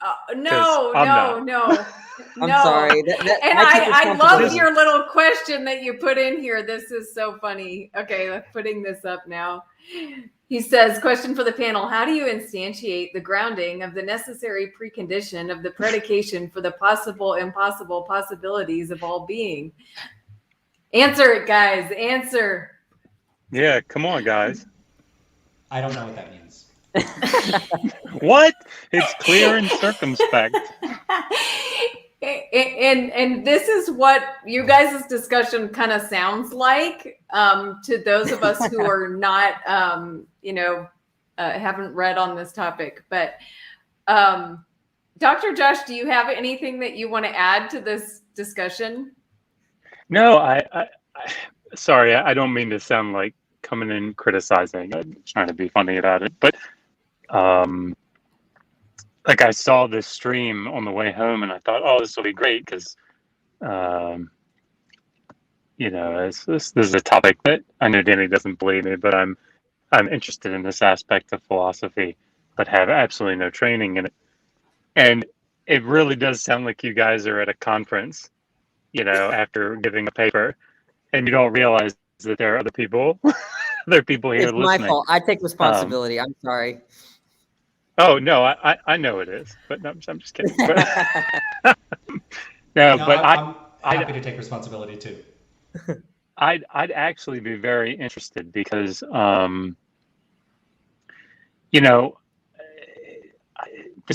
this is sort of, I promise I'll get off and let Craig talk, because I think Craig probably has much more substantive things to say than I do. But like on our channel, part of the reason that we do what we do on our channel is that we're talking about incredibly complicated and complex topics, but we're trying to do it in a way, and bringing scholars on to do it in a way that it makes it palatable to interested non-specialists. And I'd love to hear you guys very intentionally bring this down to the 8th grade level, because I think it'd be very beneficial for me. Obviously, Rebecca and Craig don't need 8th grade level. I do. Oh, But no, I obviously, do. I'd Yeah, love to dumb hear it you guys down. bring this I down. agree. And also to answer my clear and circumspect question. Well, Dr. Josh, what would you like, what are you trying to get at from this conversation? Like, if you popped in and you wanted to get an answer to something, what question would you, what are you wanting to hear? Yeah, so like Skylar, the guy that I go on with all the time, Skylar Fiction, he's always debating, and we were supposed to have a debate actually on Saturday on like moral realism, and it was around Old Testament ethics. But his challenge is always, can you prove that like moral facts exist? And I don't know what I think about it, because I don't know enough about it to know what I think about it. But it's always interesting to me, to hear people discuss evidence for moral realism. Of course, it's always in the context, when Skylar and I talk about it with people, it's always in the context of, well, morality is, grounded in the nature of God. And if you can't ground your morality, then anything goes, and blah, blah, blah. And of course, as you guys, one of the things that I did catch Lance, you saying is that, I think I caught you saying, is that many atheist philosophers, maybe most, I'm not sure, would say that moral facts exist. But of course, they're atheists, so they're not grounding in a deity, whatever that would mean. But yeah, that's the sort of thing that I was interested in hearing, discussed maybe on a, I don't want to say less elitist level, but assuming no prior knowledge of these philosophical issues. That's all. I'm going to be quiet.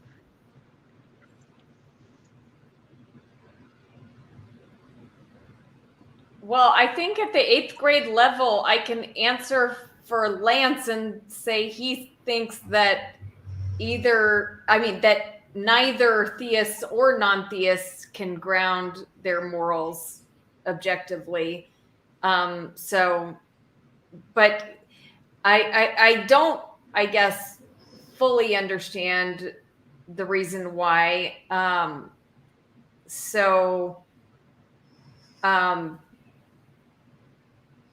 You guys want to answer that? Well, part of what I would just say is, if there are objective moral facts, the onus would kind of be on the person saying that there are to provide a reason to believe that there are. They would need to make a case. And so a lot of the arguments that I present, a lot of what I end up arguing about when I argue for anti-realism is reflexive. It's kind of responding to arguments for moral realism. I don't know so much that anti-realists need to make an active positive case for anti-realism.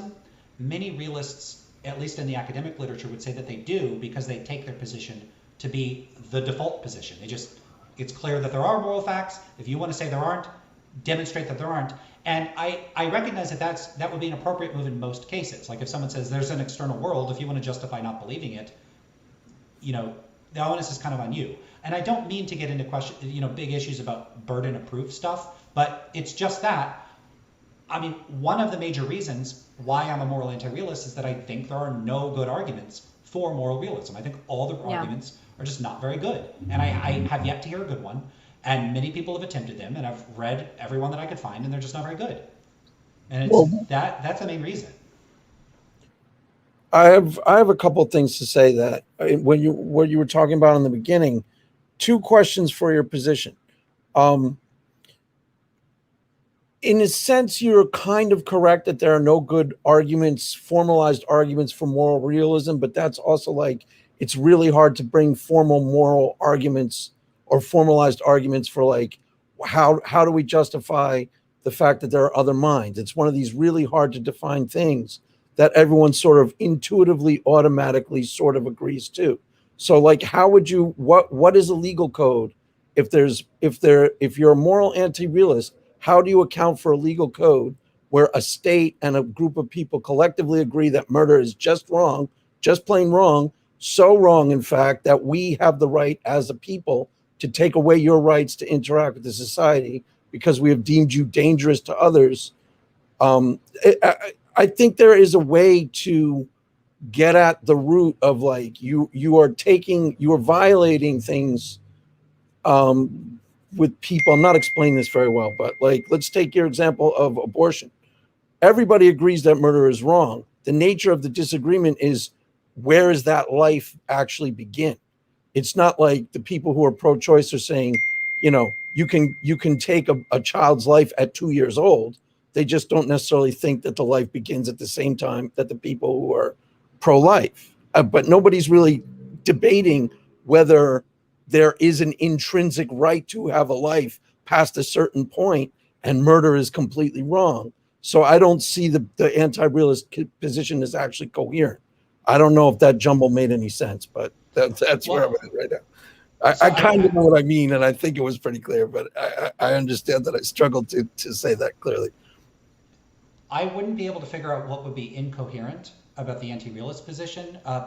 If different people have different normative stances, like, so I think something is wrong, someone else thinks something is not wrong, that does not in and of itself tell us anything about my metaethical standards or the other person's metaethical standards. It just tells us the normative stance we have towards the thing.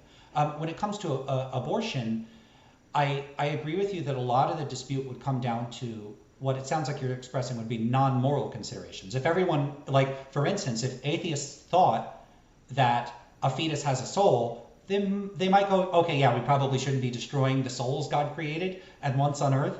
So they might agree with that. So it's a disagreement over the non-moral facts. But take something else like capital punishment. People might very well say, we agree on exactly what happened. This person is a murderer. We both believe they're a murderer. We both believe that's a good example, actually.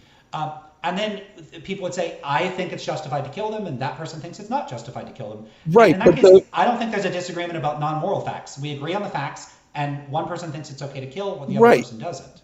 But the problem with your view, and I'm sort of just playing devil's advocate, but the problem with your view is we agree on the facts of the matter. Somebody got killed, and we agree that there's wrong involved, and we agree that something needs to be done to the person who took the life. We just don't agree on the nature of the punishment. There still is a fact of the matter involved there.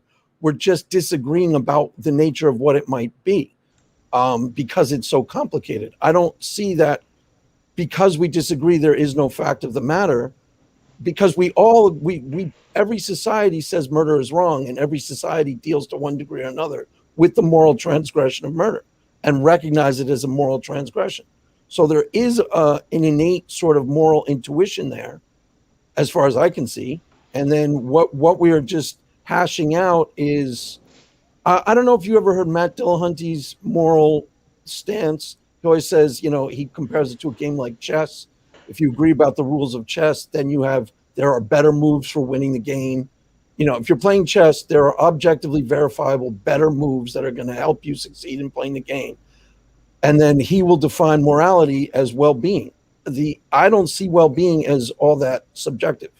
I see that as, there's a things that you can do to maximize well-being in other human beings, facts, and then there are things that you can do to maximize well-being in your society.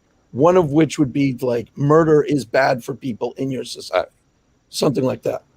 Does that make sense? What I just said? Yes, but I don't think it's a problem for anti-realism. It's all what? Yes, but I don't believe that what you're laying out presents any sort of issues for anti-realism. Okay. If that was the goal. I'm not. So, of course, there are descriptive facts about what promotes well-being and what doesn't promote well-being. But what if someone says, I understand that, but morally speaking, I just don't, that's not my goal. My goal is to promote some other moral goal. How would you show that person's incorrect? Right, but for a about society to collectively, in order for it to function properly, obviously the society collectively agrees that well-being would be the only goal that makes any coherent sense as a society, the maximized well-being of the individuals. Why would that be? I mean, someone could just say, I don't think that's the only goal that a society could have. And also, it's not the case that one's personal standards have to be consistent with what promotes the society's interests. Like, for instance, what if I had superpowers and I could just exploit and take advantage of people? Why should I care what promotes society's interests? I'll just take what I want from other people. Am I making any factual errors if I do that? If so, what are they? Let's say I was Superman and I just felt like exploiting other people and no one could harm me and there's no kryptonite. What would be incorrect if I just, punched every president, prime minister on the planet and declared myself king of the earth? What facts am I getting wrong? Because you are transgressing some unseen, unspoken moral code. You're saying if the stronger can just do what they want, and why is it wrong? And there's sort of an intuitive understanding in most people that there is some moral intelligibility, some sort of transcendent moral code that it is wrong to violate. And it's hard to justify and rationally spell that out in terms that make sense. But that doesn't mean it isn't there. Sure. So two things. One would be, it's not clear to me that people actually do believe, I don't know exactly what you mean by transcendent, but just because people have normative beliefs, we don't necessarily know what their metaethical beliefs are. So even if everyone thinks murder is wrong, that doesn't necessarily entail that they think it's objectively the case that it's morally wrong. And then the second issue would be, just even if they did, even if everybody thought, literally 100% of people thought it was objectively wrong to murder people, that wouldn't make it wrong. It would just be a belief people have. I mean, if everybody believes, but don't you personally believe that murder is wrong, for example? Yes, I think murder is wrong. I think it's bad, but I don't think it's objectively wrong. Don't you have a reason that is coherent and morally intelligible, wherein you can explain to me, this is why I think murder is wrong? Well, what I would say is, generally speaking, I'm fairly sympathetic to utilitarianism. I want there to be more happiness. I want there to be less suffering. And to the extent that murder is inconsistent with promoting utility, I'm not a big fan of murder. So it just has to do with my goals. I want more happiness, less suffering. Right. But okay, so I agree. All of those things that you just said are factually correct. A society, in order for a society to be coherent and have any type of cohesion, there are mutually agreed upon goals for a society in order for a society to function properly. There are people who might disagree with those goals, but there's even a mutually agreed upon way of handling that type of disagreement, like in a democracy, that makes some sort of coherent sense. Do we agree on that, sort of? Sure. So I think that there are facts about what would promote the overall collective interests of some specified community. Okay. But I guess what you don't think, there is a point where morality is a social construct, right? I get that. But even as a social construct, what I'm saying is that there is such a thing as a moral true north. Morally speaking, there are better and worse moral intuitions that correspond more closely with a more moral true north. I'm guessing you don't agree with that, right? I'm not. So you're using this true north metaphor. I'm not sure if that would exactly correspond to what it is I would reject or what I would accept. But to the extent that that seems to gesture in the direction of what I'm rejecting, yeah, I would say not. So, for instance, there could just be an alien species, they could read all of our moral philosophy, they could understand it, they could speak our language, and they could just think, yeah, well, in our society, what we do is we go planet to planet, we suck the life out of all the beings on the planet, extract all the Right, resources but those would be available. evil aliens. That's the point. Well, but they would Those think that aliens would be really they might think it's evil. good. They'd be terrible to interact with. They wouldn't be good guy aliens. They would be the bad guys in the story about, different aliens. Well, on their conception, you would be the bad guy. Why resist? They have a right to extract your resources, according to them. It's morally good to kill all humans and consume them, according to them. What would make them incorrect? Because there's an individual that isn't them, and this is where this is what I was talking about with the transcendent moral. I'm just trying to because there is an individual who isn't them, who that person would be the victim of their abuse of power, so to speak, and that person would intrinsically, intuitively know that what they were doing was visiting wrong upon them, because it would be unjust. And there is some sort of standard of justice that isn't just arbitrary. It actually coheres and makes sense, and to some degree corresponds with even our legal codes. That's what I would be saying. Well, you would have to demonstrate that there's something that's actually objectively correct. So you could say that a person intrinsically, intuitively knows something, but okay, is there evidence of that? Is there an argument for that? It just sounds like you're just saying, but they would be wrong because moral realism is true. But well, you think slavery is wrong, correct? Sure. Okay, the person who is the enslaved would intrinsically, intuitively know that a wrong is being visited upon them, because there is some sort of violation of an innate moral code, transcendent moral code. The powerful people who control the society might not know or care what the enslaved person thinks, just like your powerful aliens wouldn't care.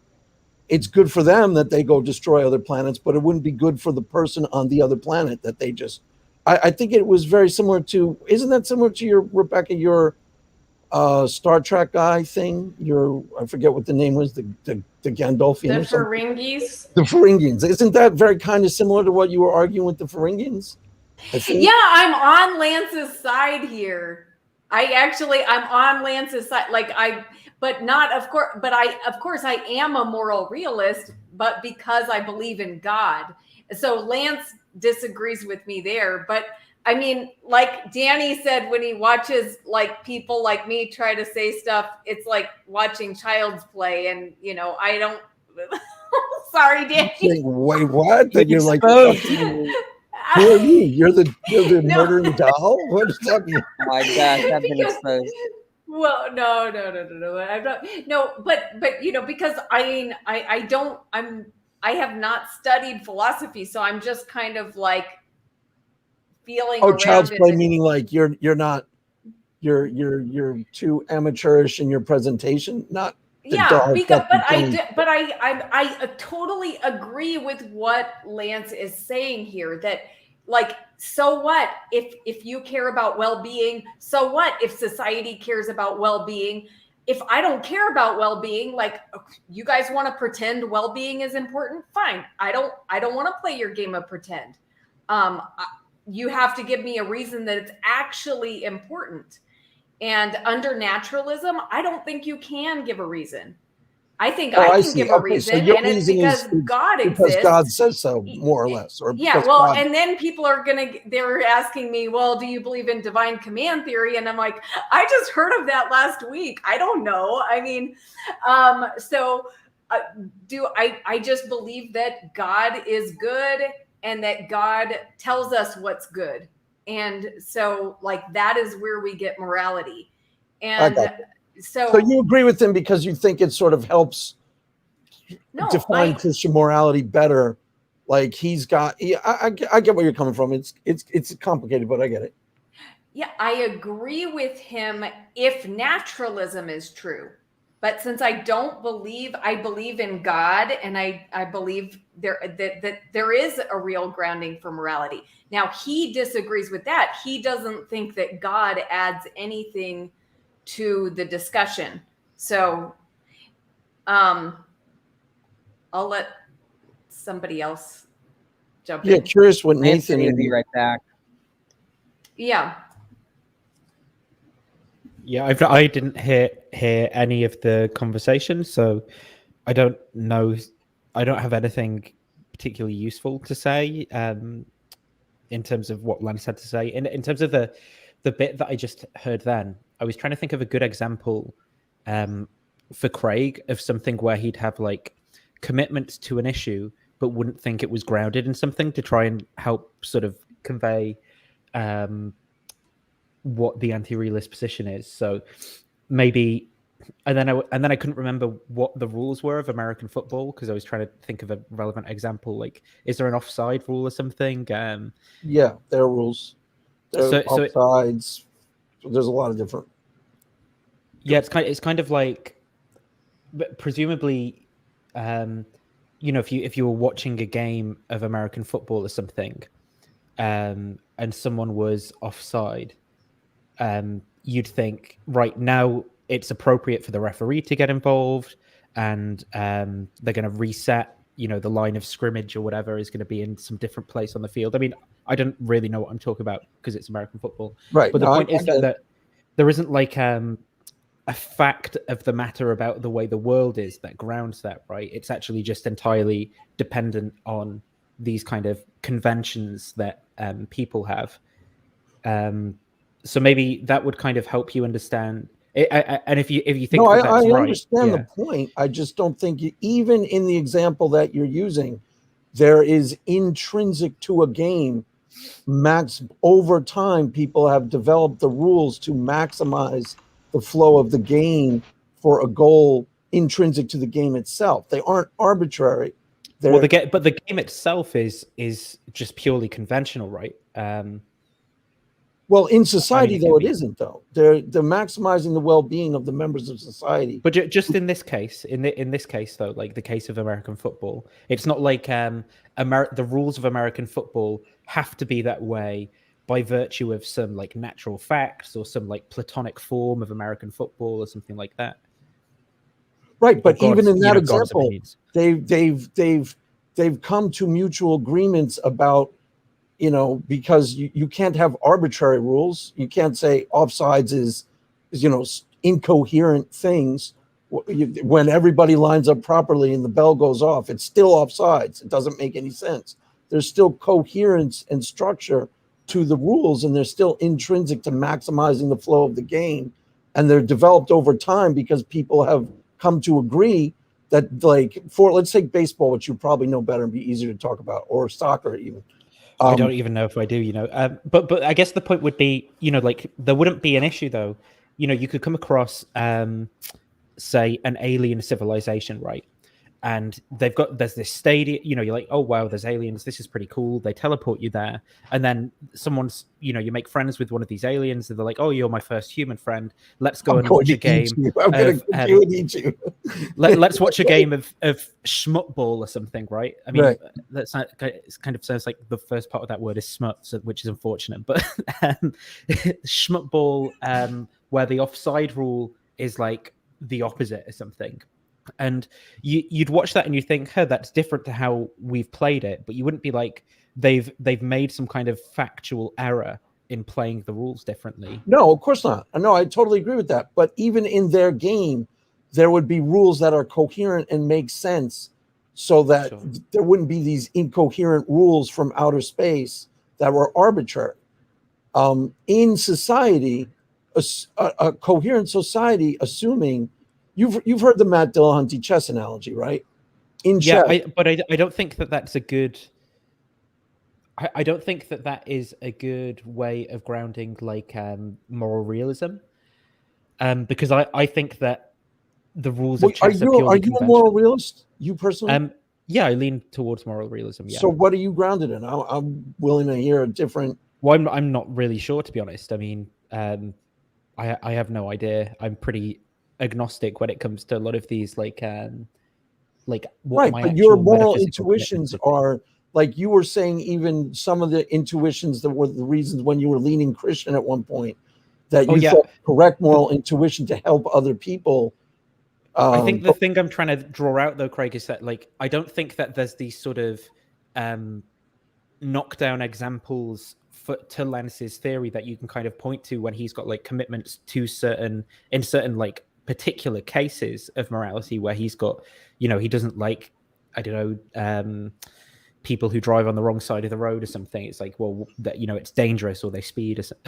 It's not a contradiction to his view, because his model of the way reality is incorporates all those features as well. I think that's the thing I'm trying to point to by showing you where there's something similarly analogous, like the rules of a game or something, which are purely conventional, and they aren't grounded in these sort of like real essences or something, and facts of the matter. Right. I they get it. I just don't agree. I think that there Right. is real transcendent morals. I mean, I try I think to that's avoid the problem, is that God that's the way Rebecca does, but I think the problem there is going to be that that's basically your conclusion, right? So for someone like Lance who disagrees, that's just saying, well, not your theory. And maybe a better way of going about it would sort of be to like paint what the costs of each of those models are and do like a comparison on them.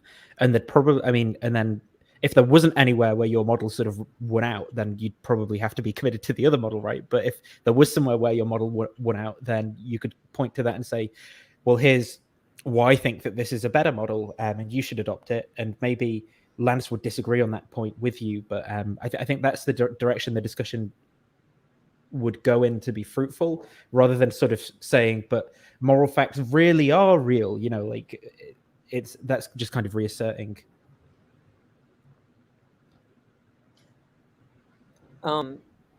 Maybe Craig, do you think that legal obligations are like real in the sense that you understand moral realism? I think legal, it's not, what do you mean by obligations? Not sure. Well, the sort of like the idea there is that you shouldn't sacrifice your queen in certain cases when you're playing chess, and the same with given the rules of given your goal that you want to win, and also given, you know, maybe some, you know, with the way the game is laid out. But I take that to be a kind of institution of chess, right? That given that institution, given your desire to win, that you have certain obligations unto yourself to move your pieces in a certain way. And I think Right. that I may be misunderstanding you, but if you think that somehow somewhere in there is embedded moral realism, then I think that that might imply that certain legal obligations. So you ought not steal. You should not. You're not allowed to steal. You're not allowed to embezzle or racketeer or whatever. Right. Do you think that these are moral truths in the sense that the moral realist wants to say that there's like a real property or moral obligation?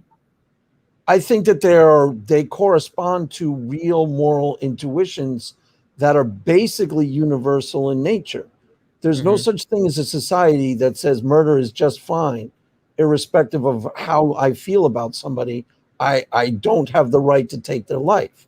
You know, in the actual world, I might have a perfectly good rational justification, and the legal code is actually somewhat flexible in that we make allowances for degrees of culpability.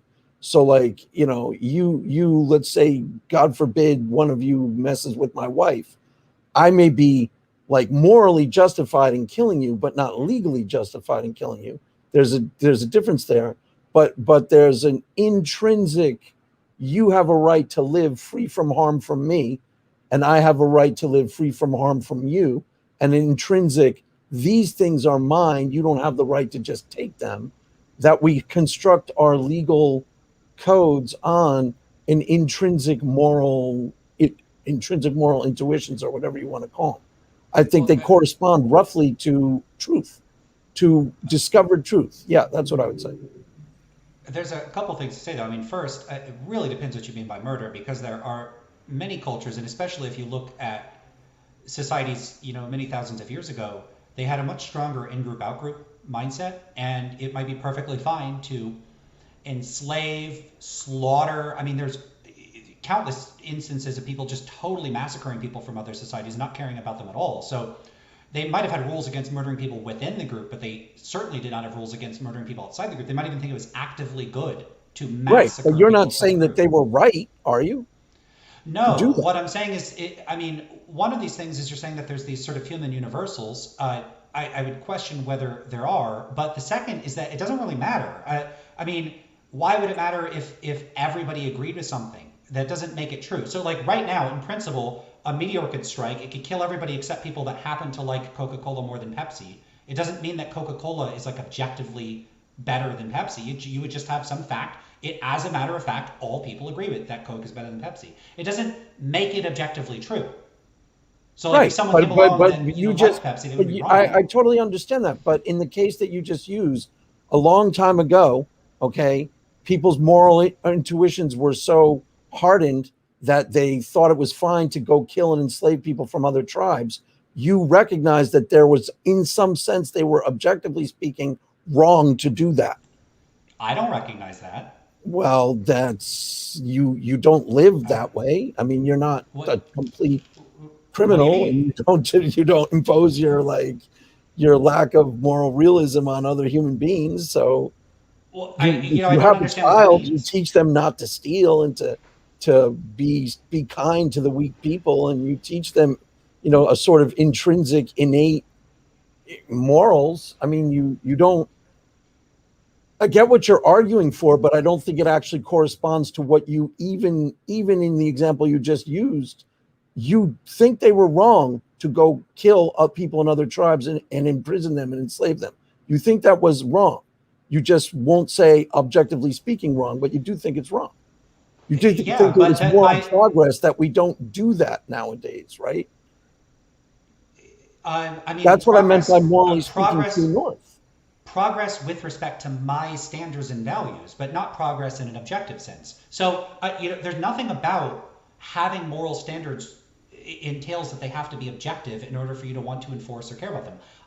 My attitude is basically that I have my personal standards and I want people to live by them. I don't need objectivism for that. I don't like slavery. Good enough for me. Why would it need to be a fact that slavery is wrong for me to oppose slavery? I oppose slavery because I think slavery is bad. I think it makes people suffer. I think it takes away, the autonomy that I want them to be able to have. It's about what I want. Well, I mean, look, here's one way to put it. I'm motivated by my values. I don't care what the objective moral facts are or would be.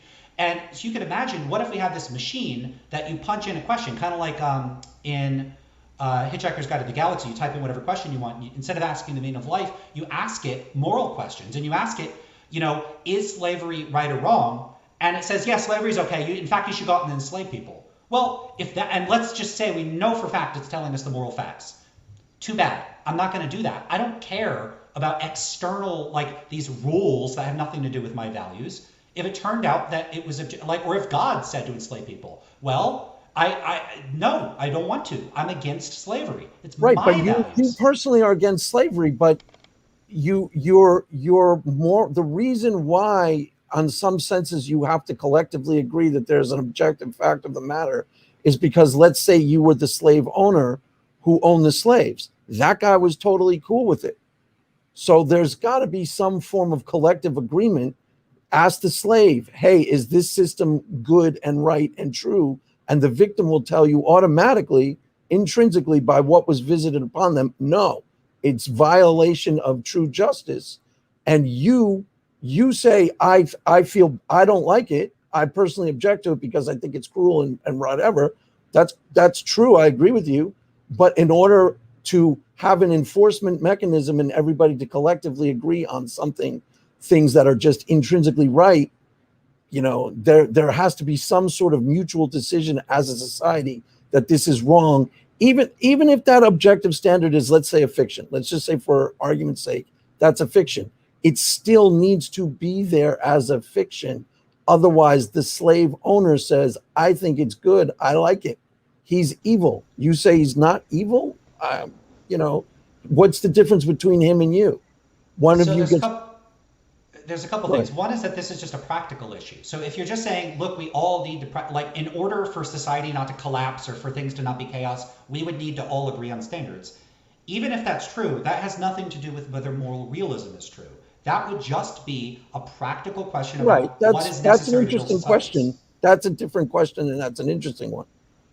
But I think that there's the fact that we probably both agree on that, right? That there needs to be collective agreement on what the standards of the society are in order for the society to cohere. We probably both agree on that, correct? Maybe, I'm not sure. That would be an empirical question. I don't know what conditions are necessary to maintain societies. I mean, maybe But we it's agree possible that there are, in order for a society to cohere, in order for this to function and not, everybody not be at each other's throats, there need to be values that we all collectively agree are essentially correct. No, I don't think so. And Craig, I mean, everybody doesn't agree. And there's different societies that Right, have... but we agree on how we go about solving how we handle our disagreements. We all do agree on. We have the rule of law. If I don't think that he's right, he tries to pass laws, legislation. We try and enact laws, and we agree on the process by which that gets done. So That's the problem. I mean, we have all kinds of, not everybody agrees on the rule of law. And some people, in some places, it's whoever has the power makes the rules, right? Right. But in our society right now, we agree on the rule of law, and to counteract exactly what you just said, whoever has the power makes the rules. That's how history has mostly acted. Whoever has the power makes the rules. Somewhere along the way, we recognize there's a better way of doing things. I guess I'm just not understanding what this has to do with moral realism. Well, do you think that a society needs to collectively agree on the undergirding values in order for it to be coherent? You probably would say yes, right? Do you agree with the rule of law? Do you think that's the right way for a society to act, or do you think, like Rebecca just said, might makes right? I think that the questions, in a certain sense, are underspecified, and I'm not really sure I understand all of them. But again, though, what I would say is, even if it were the case that certain conditions needed to be met for societies to function, that doesn't seem to me to have anything to do with moral realism. Like, we need to not all get wiped out by an asteroid for society to function. Right. Well, I was going to make that was just the initial. If you agreed to that, I was going to go somewhere with that implications of that, sort of loosely based on the Quine's necessity of mathematics argument. I'm not sure if it's something that can be fully hashed out in like a conversation on YouTube, but if you agree that people need to collectively agree on the values that make their society coherent, then that's a starting point for making an argument for moral realism, that those values do correspond to something known as moral true north. Like, slavery is wrong because it's actually wrong. It actually brings harm to individuals, to the enslaved, and things like that. That's where I would go with it. That's where I was headed. I'm not sure how long that would take. I'd be happy to talk with you about this. I don't know if we want to open up. No, we don't have to do it here. I'm just telling you what the logic of the question was. Someone else can chime in. I don't have to dominate this conversation. Anybody else? I guess a difference. I was thinking about this as well. Like, how is there an analogy to like an indispensability of mathematics argument for morality? But I don't think that I at least haven't thought of one in the short time that I was thinking about it, because I mean, one of the key premises in that argument would be that we ought to have ontological commitments to those entities that are needed for our best scientific theories to work. But I mean, I don't understand. I'm kind of on board with that because I think science is really important, and I kind of want it to be like describing the world and those sorts of things.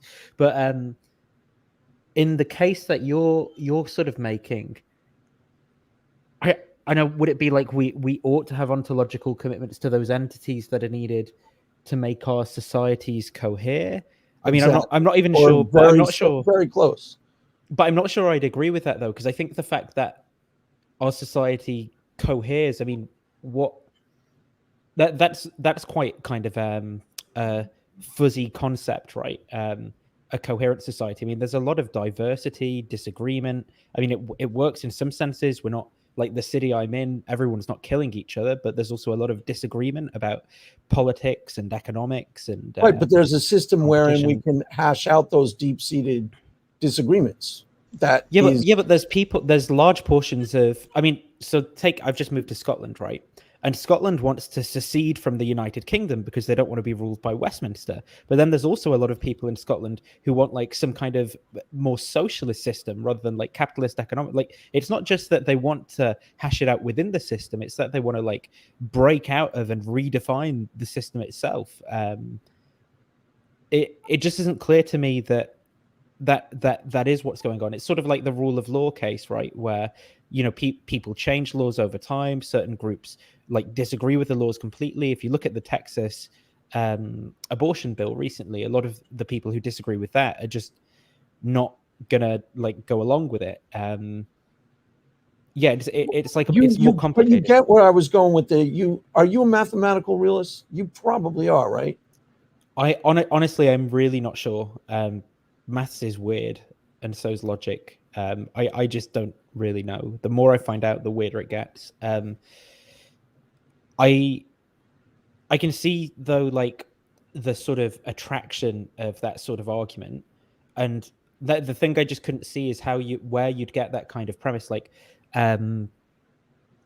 we ought to have commitments to those entities that make our societies sort of get along or something. But why? Like, the fact that our societies get along isn't this sort of, it's just a contingent state of affairs in reality. It's not like why ought I have ontological commitments to entities that make societies cohere? It just seems like a strange way. You're somewhat aware of how that evolved in English history, correct? That this wasn't just like a given, and then that the American system is that the American Constitution was heavily influenced by.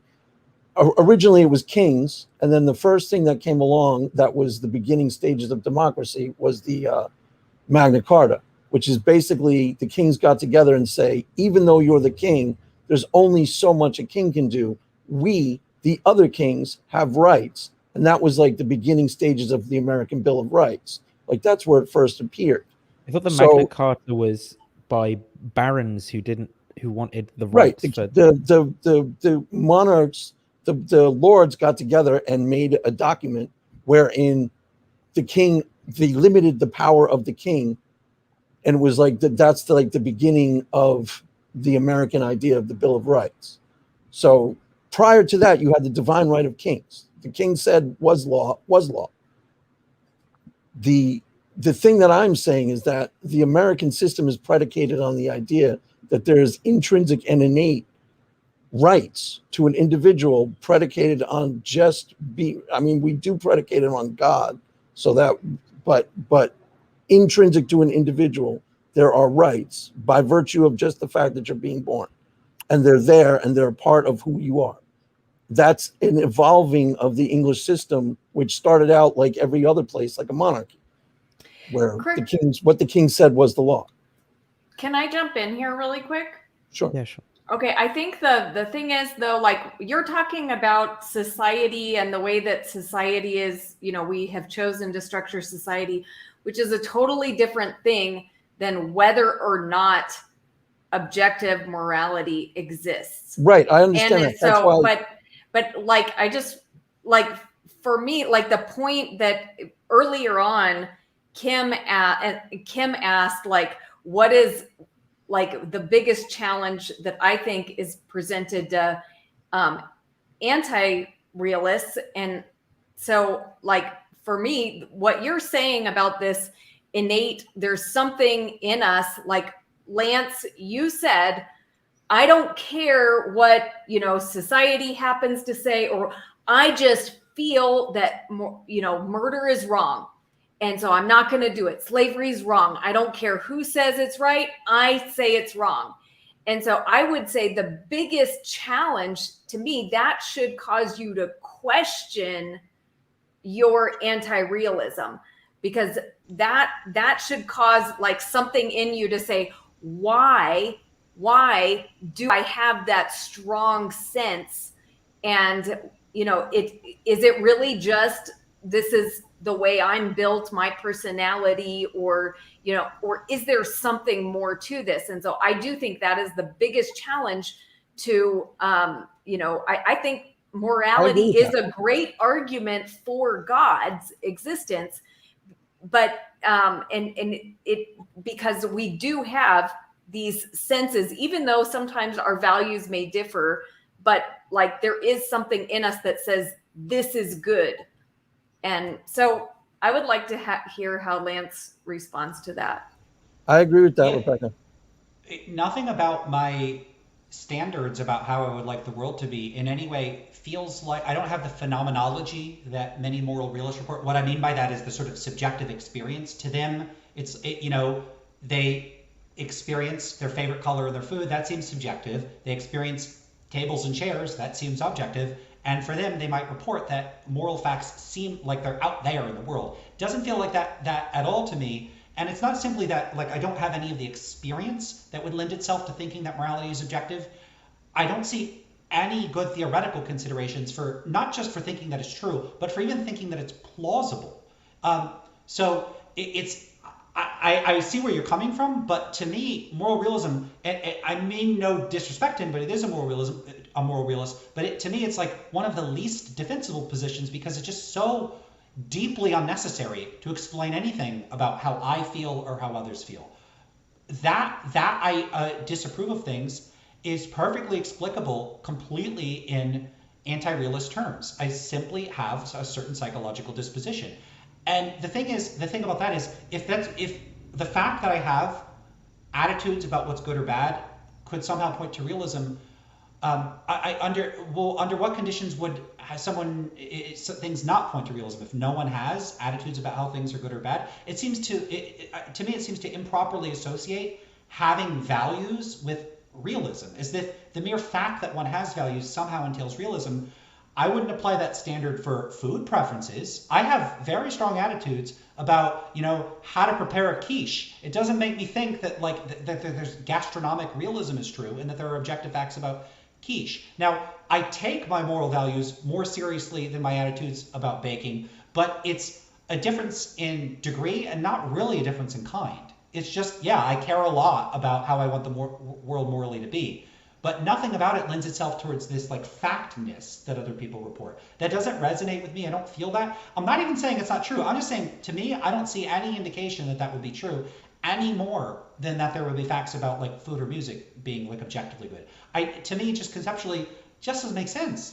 Whether music is good depends on who's evaluating it. Same with any other evaluative or normative question. I don't even see what the difference would be. Nathan, what do you think about that? Yeah, the first thing I wanted to say was just about what it seemed like your and Craig's points were that you were raising, where it seemed to me that you were both sort of saying, well, as a model of what morality is, there are just these data points that your theory doesn't fit, and that would be that it seemed like the point you put forward, Rebecca, was that we experience sort of normative aspects of morality, and then Craig's point seemed to be, that nation states or whatever would have rights that they consider moral principles that they consider to be inalienable or whatever. But I think that the problem with that objection is that it doesn't actually it's not a data point that Lance's model doesn't fit, because he does have an account for why those things exist given his model being true. So it's not like his model just can't explain these things or something. Then so I'm not sure that those objections are quite gonna sort of give Lance reasons to abandon anti-realism or anything like that. So then the second point was on what Lance just said about what are those further considerations, right, that would make me think that it's not just a preference or something, because it seems like a more sort of I mean I'm kind of interpreting now at this point, I guess, by saying parsimonious, because I don't have to kind of theorize anything beyond the fact that I'm sort of generating preferences. Is that right, Lance, as a characterization? I don't know. Yeah, I would just say that there's evolutionary, sociological, cultural, all the sort of mundane, conventional, causal, scientific explanations we could give can account for both the content of people's normative values and the variation between them. And no further facts are necessary or even especially useful in explaining anything further. We could just, within an anti-realist framework in which there are no stance-independent moral facts, we can just account for how people are, and there's just nothing else to explain. Yeah, I mean, I'd have to think about like what those relevant differences would be more, like that I would want to like offer to Lance to say, here's maybe it is the case, right, that his model does win out. It's just not, I've never really like sat down and painted that picture in any in any depth. But for me, it is that it just seems, you know, these things just seem to be as real to me as most of the other kind of things in my phenomenological experience, right? But that's not going to be convincing to someone who's like, well, my theory like accounts for why they seem that way. So yeah, I think I'd need to think about those sort of things more. Right, and I think I can account for why they seem that way. And I think that there are metaphors or comparisons we can make to things seeming a certain way where I think that we would not take that to be especially probative of what's true. So like, for instance, if we met someone that had some kind of synesthesia, which is where you experience one sense modality through another sense modality. So colors seem to have shapes. Someone with synesthesia. Like oh, okay, great. Yeah. So what happens? Someone with synesthesia. Someone who can taste truth. Taste? She can taste the truth. What happened to Dr. Josh, by the way? Did he like cower? He cowered out? His internet cut out, No, his internet connection. No, he got scared. You don't have to cover for him, guys. I understand. All right. So what I was saying about synesthesia is, you know, it could be, and you could just imagine that for some genetic or weird anomaly happens where a large population of people have a similar type of synesthesia, and they all say experience colors are associated with particular numbers. And so you say, hey, the number 7, and they go, it seems blue to me. What about you? Oh, it seems blue to me too. Would that give any of the rest of us reasons to think that numbers, like the number 7 is blue? Not only would I not think the number 7 is blue, I wouldn't even think that that's intelligible. I would think that numbers aren't the sorts of things that can have colors. And like, I can use the same philosophical position anybody else can to reach that conclusion. But the point there is that we can offer an explanation for why it would seem that way to people and why it could incorrigibly seem that way. You can't talk yeah, it seems blue to me, but it doesn't mean that it is blue. And so I think that something might be going on with people that report this realist phenomenology, is that they have a kind of fact value synesthesia where they're experiencing their values as though they're a part of the world, or as though they are some sort of fact, independent of that, whether that is true and whether that even makes sense. Because, and you weren't here for this argument, so what I had been pushing is, when I say I'm an anti-realist, I'm not just arguing that, for instance, that I don't think any realist account offers a better explanation for our observations and sort of abductive inference to anti-realism, which I think is the case, but also that I'm not sure the idea of stance-independent evaluative or normative facts is even intelligible. And I don't hear a lot of anti-realists make that argument. But when you report that phenomenology, you already get that why that wouldn't be persuasive to me. I don't have that phenomenology. But I also don't know why people would find the phenomenology itself so compelling that it seems so non-overridable for moral realists. So you have, you know, like Mike Humer with his phenomenal conservatism argument. That was what I was about to say, yeah. Right, I really worry about that argument because I accept phenomenal conservatism. It seems like there's a cup here. And I think I'm justified in thinking there's a cup here unless you give me very good reasons to think there's not a cup here. I grant that the principle that he's appealing to makes a lot of sense. And then he adds, and it seems to me that there are objective moral facts. Okay, well, first of all, that's not very probative to me. What am I supposed to do with that information? It doesn't seem true to me. So at best, his argument seems like it could justify a belief in moral realism, but it doesn't allow for a sort of publicly evaluable argument for moral realism to people that don't happen to share that attitude. The other problem with that is that it really worries me that anyone can just say, if it seems true, I get to hold that belief, and then now your task is to take it away. Because a person could assign an arbitrarily high prior to that. So I could just say, look, my prior, in other words, like how probable I think that the claim is to be true before considering anything. And now, what if I say I consider it to be 99.999, run a bunch of nines true, it's just so true And then any anti-realist can come at me with these psychological explanations, and they could have Lance's weird synesthesia argument, and they can just say, yeah, not a bad argument, knocks my prior down a little bit, but, sorry, like my posterior's now moved a little bit away, but at the end of the day, still a realist. My concern is that that type of argument can warrant a kind of intellectual stubbornness that makes one de facto incorrigible. And then there's just no way to ever resolve this dispute. That's my problem with that. Do you have any thoughts on that? One of my thoughts about something you said was, this is my question in response to something you said, is are there like empirical kind of hooks to this theory then, things that can be tested, potentially falsified, about that kind of what's going on in the brain? I don't know, over to you with that question. Yeah, maybe. I mean, the synesthesia thing, that seems testable in principle. I don't know how to test it. I think it'd be pretty hard to test it, but suppose it's not the case. That would count somewhat against anti-realism in the same sense that any hypothesis that's more or less consistent with a particular perspective, more so than another one, is evidence. But what I would wonder is just if someone's going to say that they're more realist, I would first of all, I'd wonder whether any of the sorts of claims they make are testable in principle. But yeah, I don't know. I mean, they might be testable, but I don't know how diagnostic that is of anything in particular. Yeah, I guess in terms of what I'm thinking is just going back to the first thing I said, I'd really have to see how they play out as models just side by side and be like, well, what are the real commitments?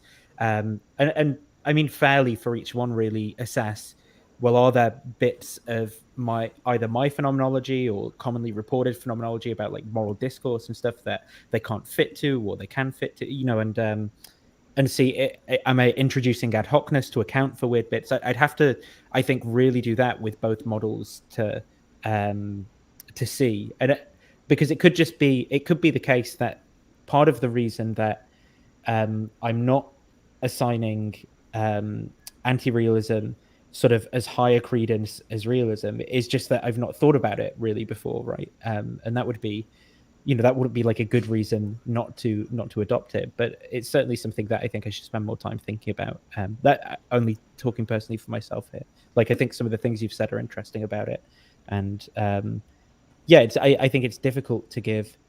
I think it is difficult and weird, like, to try and provide an account for morality on most realist positions. Yeah, so one data point I would offer, and I talked about this earlier, is so I'm currently in a psychology PhD program, and my dissertation is on the psychology of folk metaethics. So my research is on what non-philosophers think about traditionally philosophical issues, and in particular on metaethics. There's other stuff, free will and stuff like that, but mostly I focus on metaethics. And the research on that doesn't seem to point in the direction of what moral realists have long presumed is the case, which is widespread folk moral realism. The most recent papers on this, there's a paper by Thomas Polzler and Jen Wright. Actually, they have a couple papers, and one by Taylor Davis. And the first set of papers actually find that the majority of people in this, at least in the sample that they looked at, gave subjectivist responses or some other type of anti-realist response. And in Davis's data, he found the modal response, which is the most common response, is 30-40%, gave non-cognitivist answers. Now, those are just populations that may or may not be representative of humanity as a whole. But the point there is that, at least with respect to how people interpret those particular questions, insofar as those are good measures of people's metaethical beliefs, you don't get this, like, everybody sees morality as objective. And I suspect that this would generalize. I suspect that, for the most part, I don't know that most people would be or give anti-realist responses. I think most people don't know what people are talking about. I made the comparison to like quantum mechanics before.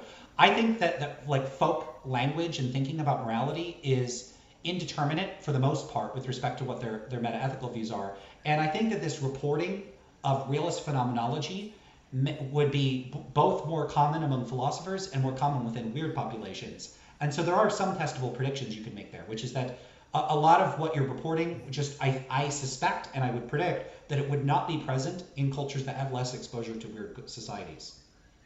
Yeah, I mean, I remember, like, when I was a Christian, I'd use Craig's moral argument a lot, that a lot of ordinary people that I talk to would certainly be like, well, it's just relative, like our morality is just... So it does seem to me that sort of certain moral realist ideas are perhaps not shared by at least some populations. I mean, I'm maybe less confident about generalizing from the people I work with or whatever. So yeah, that would be interesting. What was the other thing that I was thinking? Yeah, I mean, I just guess I've got you've given like me personally more to think about, so maybe there's something positive for yourself in terms of the things that you've had to say. And I do think it's a really difficult question. I mean, even just assuming like moral realism is true, I mean, how would you go about providing reasons for someone who wasn't a moral realist to like adopt the position, right? Like have some like weird non-natural thing, or like weird reductions to other kind of like complex combinations of things. It seems like a very difficult task. But I think for me at the minute, at least, my main consideration is just how sort of how strong that phenomenological experience is, that it just seems as real to me as like any physical object in the external world, right? And there's a certain level of epistemic skepticism I couldn't push back against about the external world. Yeah. So what is that phenomenology like? So like if I describe like a tree, I can actually point to I could say it's like there's green, there's leaves, there's this texture. Like I can point to sensory characteristics that engage with me and allow me to make inferences about the properties of the tree. Not only do I not have any phenomenology of there being moral facts that are like out there part of the world, I can't even conceive of what that would be like. They don't seem accessible through sensory experience. So can you say more about the phenomenology? Sure. I don't know that there's going to be any sort of clearly defined like necessary and jointly sufficient conditions or something to class as moral, but they do seem to generally be broadly associated to considerations like pleasure and pain, the sort of like will of someone in a particular situation. So are they choosing to do something, or is someone else sort of forcing them to do something? Their character, so whether they're kind of developing virtues, those sorts of things. So it seems to be a combination of a few things, really. When I think of like paradigm examples, it's sort of like someone kicking a puppy, something, or I don't know, torturing a baby for fun. Like I'm like, well, that's a paradigm case of it being wrong, and maybe it's because it's some kind of combination of, well, I can't see any good coming out of it. I don't think that it is good if the person is experiencing some pleasure from that, because it seems to be harming their character somehow, or the type of person that they become. There seems to be another party that's being harmed, that's involved in it. It seems to be those kind of considerations. I don't know if maybe there's more. Yeah, so like to me, it's not that difficult to think that if I were a sadist or I was a weird alien, I could see the same events, describe them the same, and then report different attitudes or feelings about it. So it seems like all the relevant sensory properties and experiential properties remain constant, and the only thing that varies is my attitude towards it. I don't know why I would see my attitude as part of the properties of what's being observed. I'm not understanding how the phenomenology can be like something external. Yeah, I see what you're saying. That's an interesting question. I guess I mean, the obvious analogy, I mean, you've probably sort of thought about this before, but the obvious like go-to would be, I don't know, someone with tinnitus or something, right? Where it's like, well, they're hearing something that sort of, what is, I mean, it's like there's something going on in their ear sort of mechanism, but there isn't really a veridical noise that corresponds to the kind of noise they're hearing. So someone can just be wrong, right? And I guess the moral realist would appeal to the alien or the sadist just being wrong in those cases. But the question is, like, what's the court of appeal? You know, like who's how do you tell the difference between a veridical and a non-veridical interpretation of those same sensory experiences?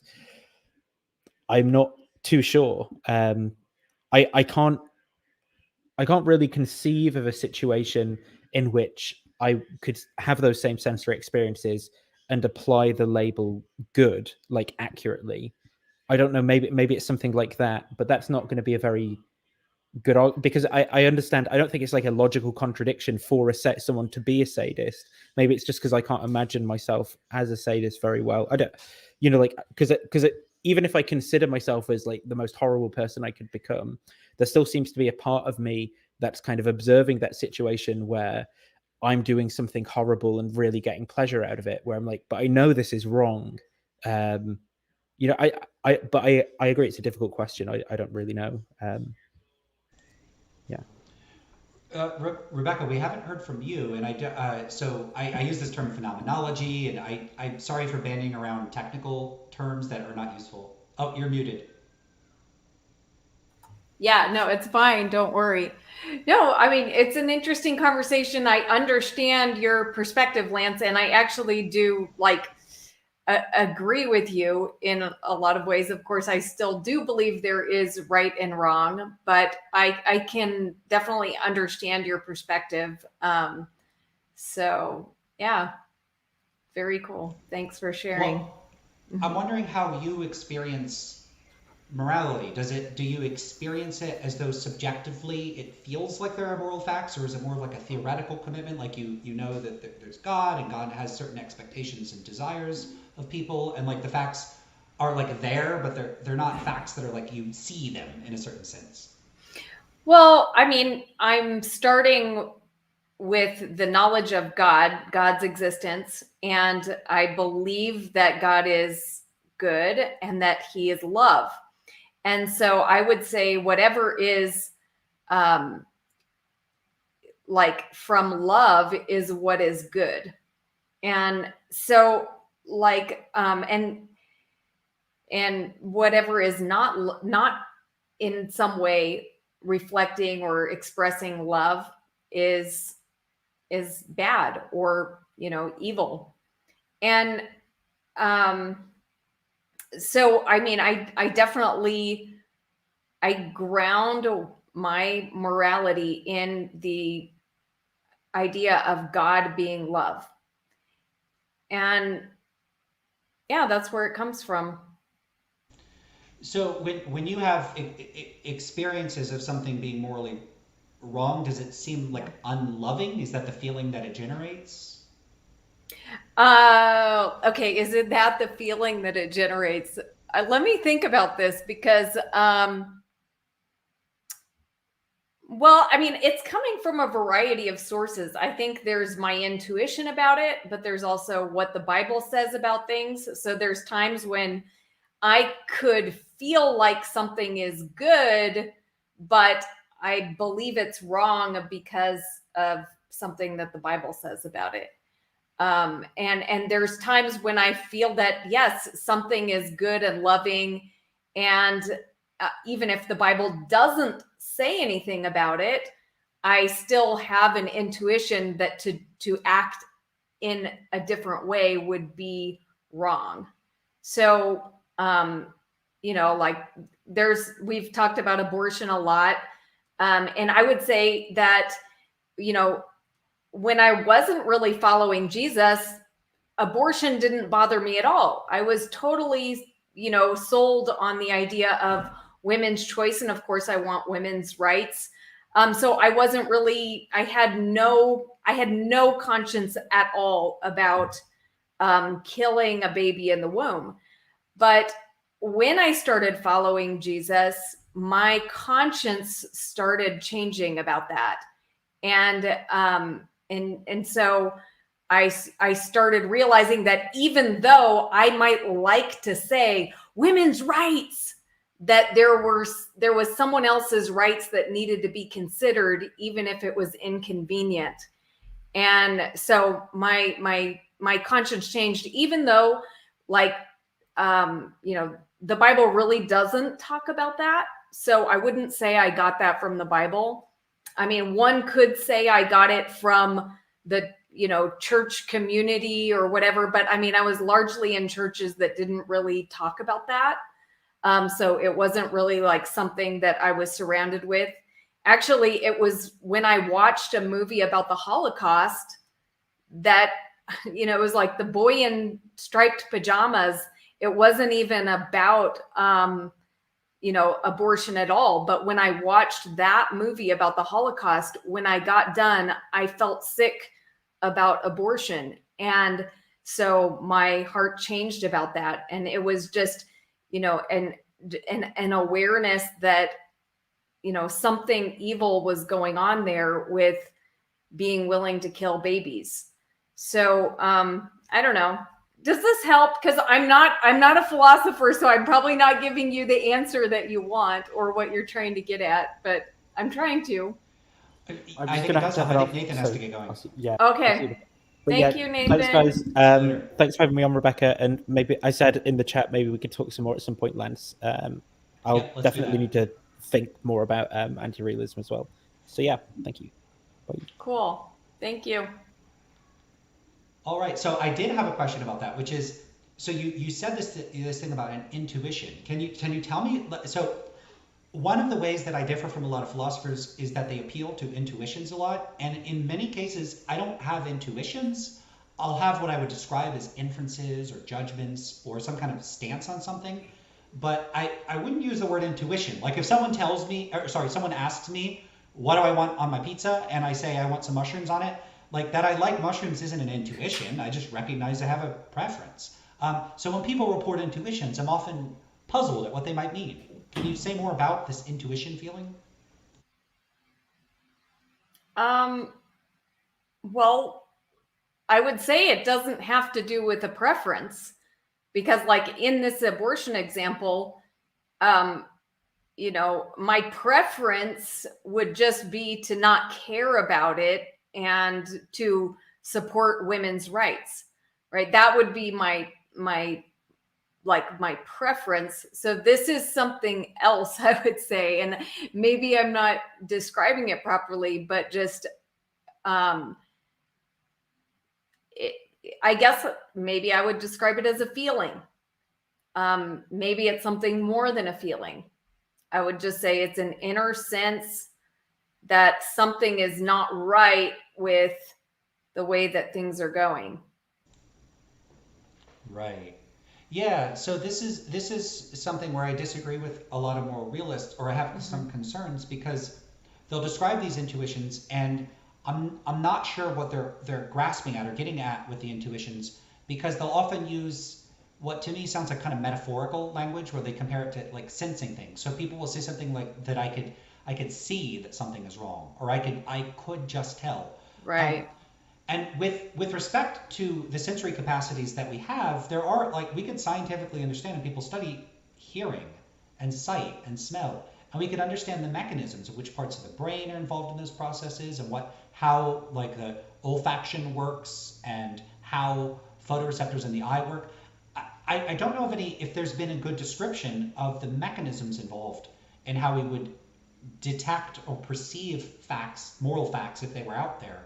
And I feel like that would go a long way if we really had, like, it's not like we have like a moral organ in the brain. So to me, a lot of it seems very obscure, how there could be this capacity. It's almost like people are describing a sixth sense that I don't have, and they can't show me like the part of their body that they're using. There's not like there's like the moral sensor in everyone else's head, and I just don't have one. So do you see where I'm coming from?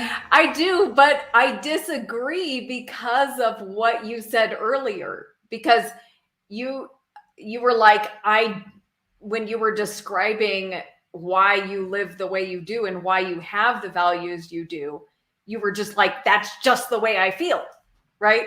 And so you were kind of expressing it in the same way that I'm expressing it, right? Yeah, but I don't know so if I see something bad, the way I experience it is quite similar in some ways. I do have an emotional reaction to it, but I don't think my emotions tell me about how the world is outside of me. They tell me about how I feel about things. And I don't know that I need to add anything to that to make sense of it. I don't like certain things. And there's nothing more. Is it possible that there is something more, though? I mean, yes. I could be incorrect about literally anything, and this is certainly something I could be incorrect about. And most philosophers disagree with me. If I talk to, non-philosophers, many of them would disagree. You disagree. But if there is, I don't understand it. It would be a bit like, if there are these moral facts, it's not simply that I understand what they could be and I just happen to not believe in them. I don't even understand how it could be the case. So it's kind of incomprehensible to me. So I don't know what to do with that. Okay. Well, I mean, have you ever sought an answer outside of, like philosophical study? Like, for example, just, sought an answer in, various religions, or directly communicating with God or anything like that?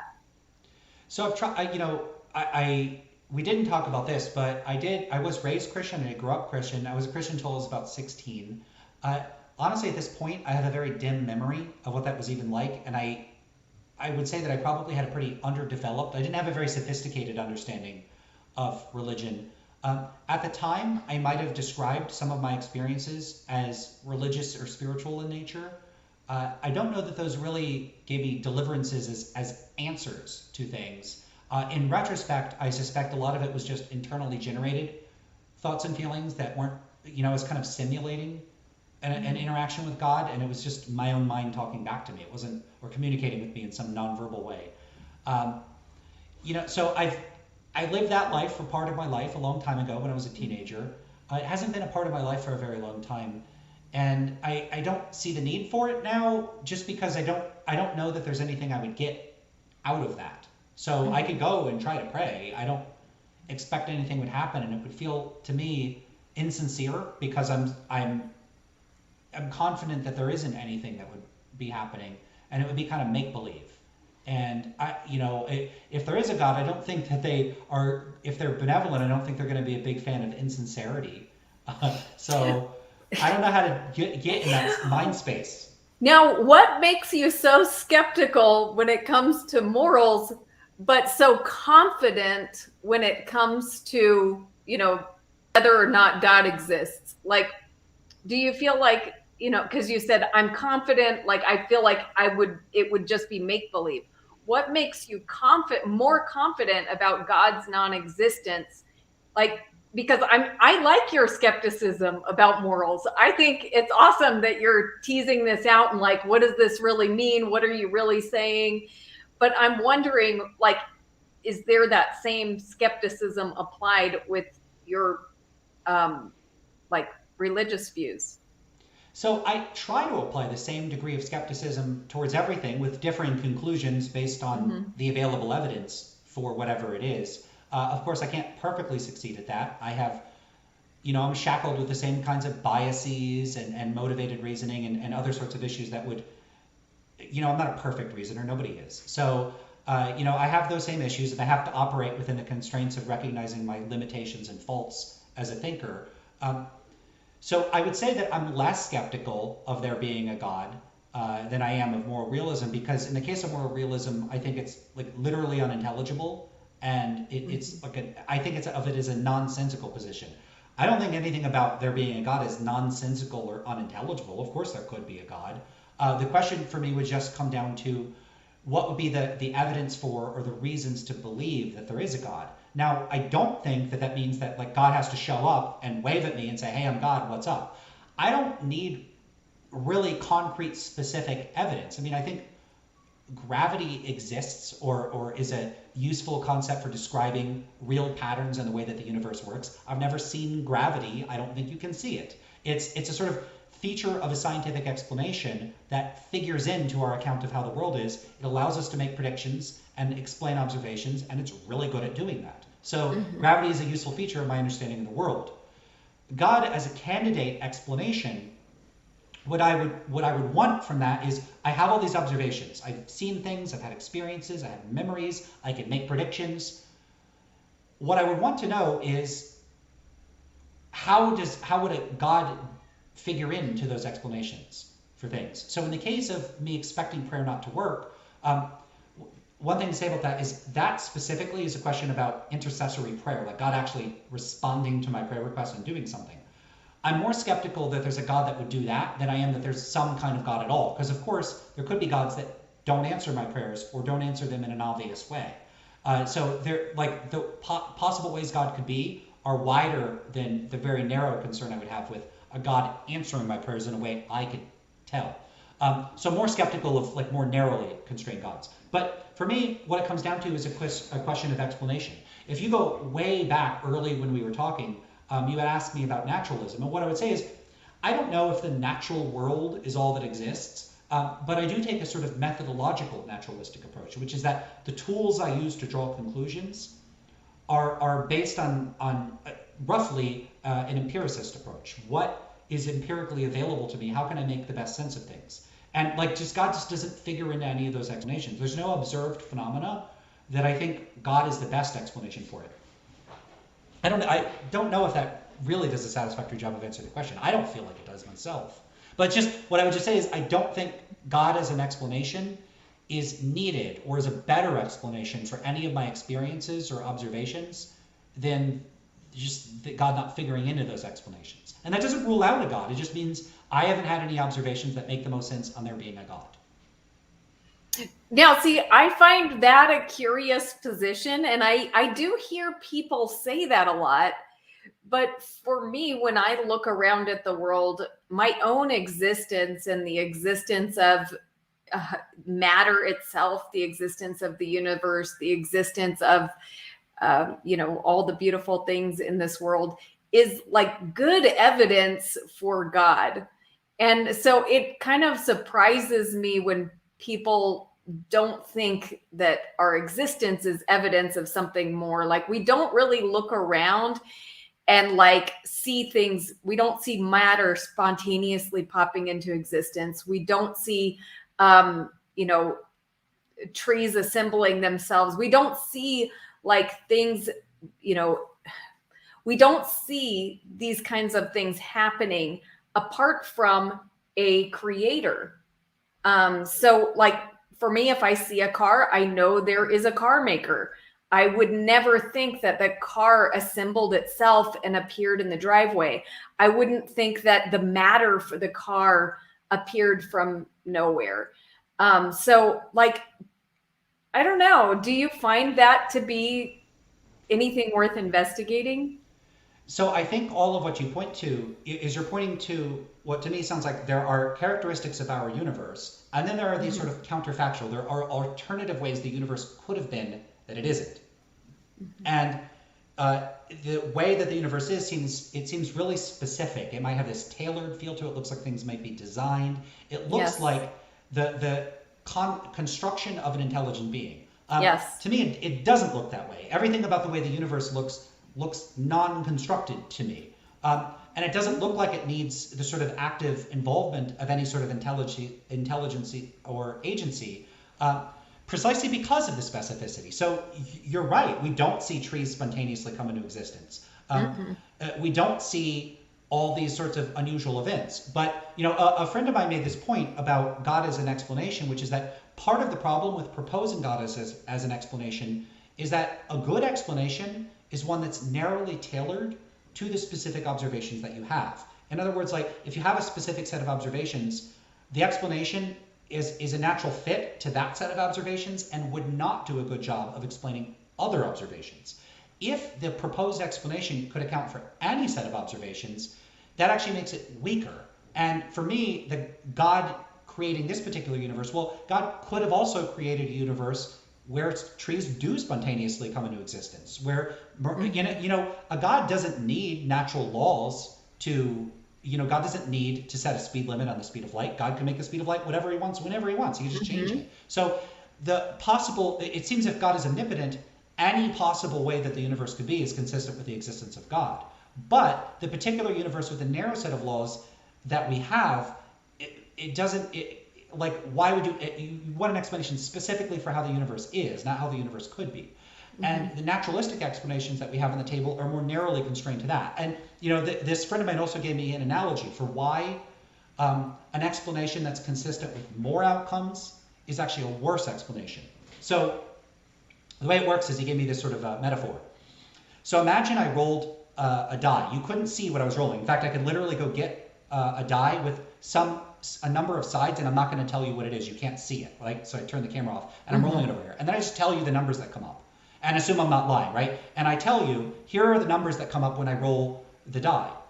1, 5, 1, 2, 6, 3, 4, 1, 5, 6, 1. So then I give you all those numbers and I say, how many sides do you think are on that die? What would you say? 6. Right. So, but why not a 20-sided die or a 100-sided die or a trillion-sided die? Why wouldn't you pick one of those? Well, yeah, because I'm only hearing and because of the assumption that I already have. So the point that what this is trying to illustrate is that all of the die could have any number of sides greater than 6, and that would explain the observations. It's consistent with the observations. But the most narrowly specific explanation, which is that you get the maximum range of the die rolls, seems to be the best explanation. And I think it's the same about our universe, is that if you say God is omnipotent and God could create any universe, then what makes this universe special? Why is this universe well explained by God? It's like proposing God as an explanation for our universe is like proposing an infinitely many-sided die to explain any possible set of die rolls. It's just too broad of an explanation. Okay, but I mean, shouldn't there be an explanation of some sort for where, the universe came from, how it began? Why is there something rather than nothing? So like, some are of those you? Some of those might have explanations, some might not. I don't study cosmology. I don't know the answers to all these things. But I think if we're going to try to get at the answers, we should look at the empirical observations as our sort of first and possibly only available recourse. So let's say we exhaust all the available empirical data we could get. What else is there to do? I mean, for comparison, imagine you're a detective and you're trying to solve a murder. You've got forensic evidence. You've got like witness testimony. If none of that evidence is available in that case to determine who's committed the crime, it just seems you're at a dead end. And I think it's entirely possible that why is there something rather than nothing? We could just reach a sort of epistemological dead end. Maybe we just don't know the answer. I don't know that God did it ever comes in as supported by the evidence. Okay. Well, I mean, I still, have a hard time with that, but I just don't know where to go when people don't see what I see, and there's nothing I can really do about it. But it's strange to me when I hear people say that there's no evidence for God, or I don't see evidence, and then it's kind of like, well, what kind of evidence? What would be evidence? What would cause you to say there is a God, or that looks like there's a God?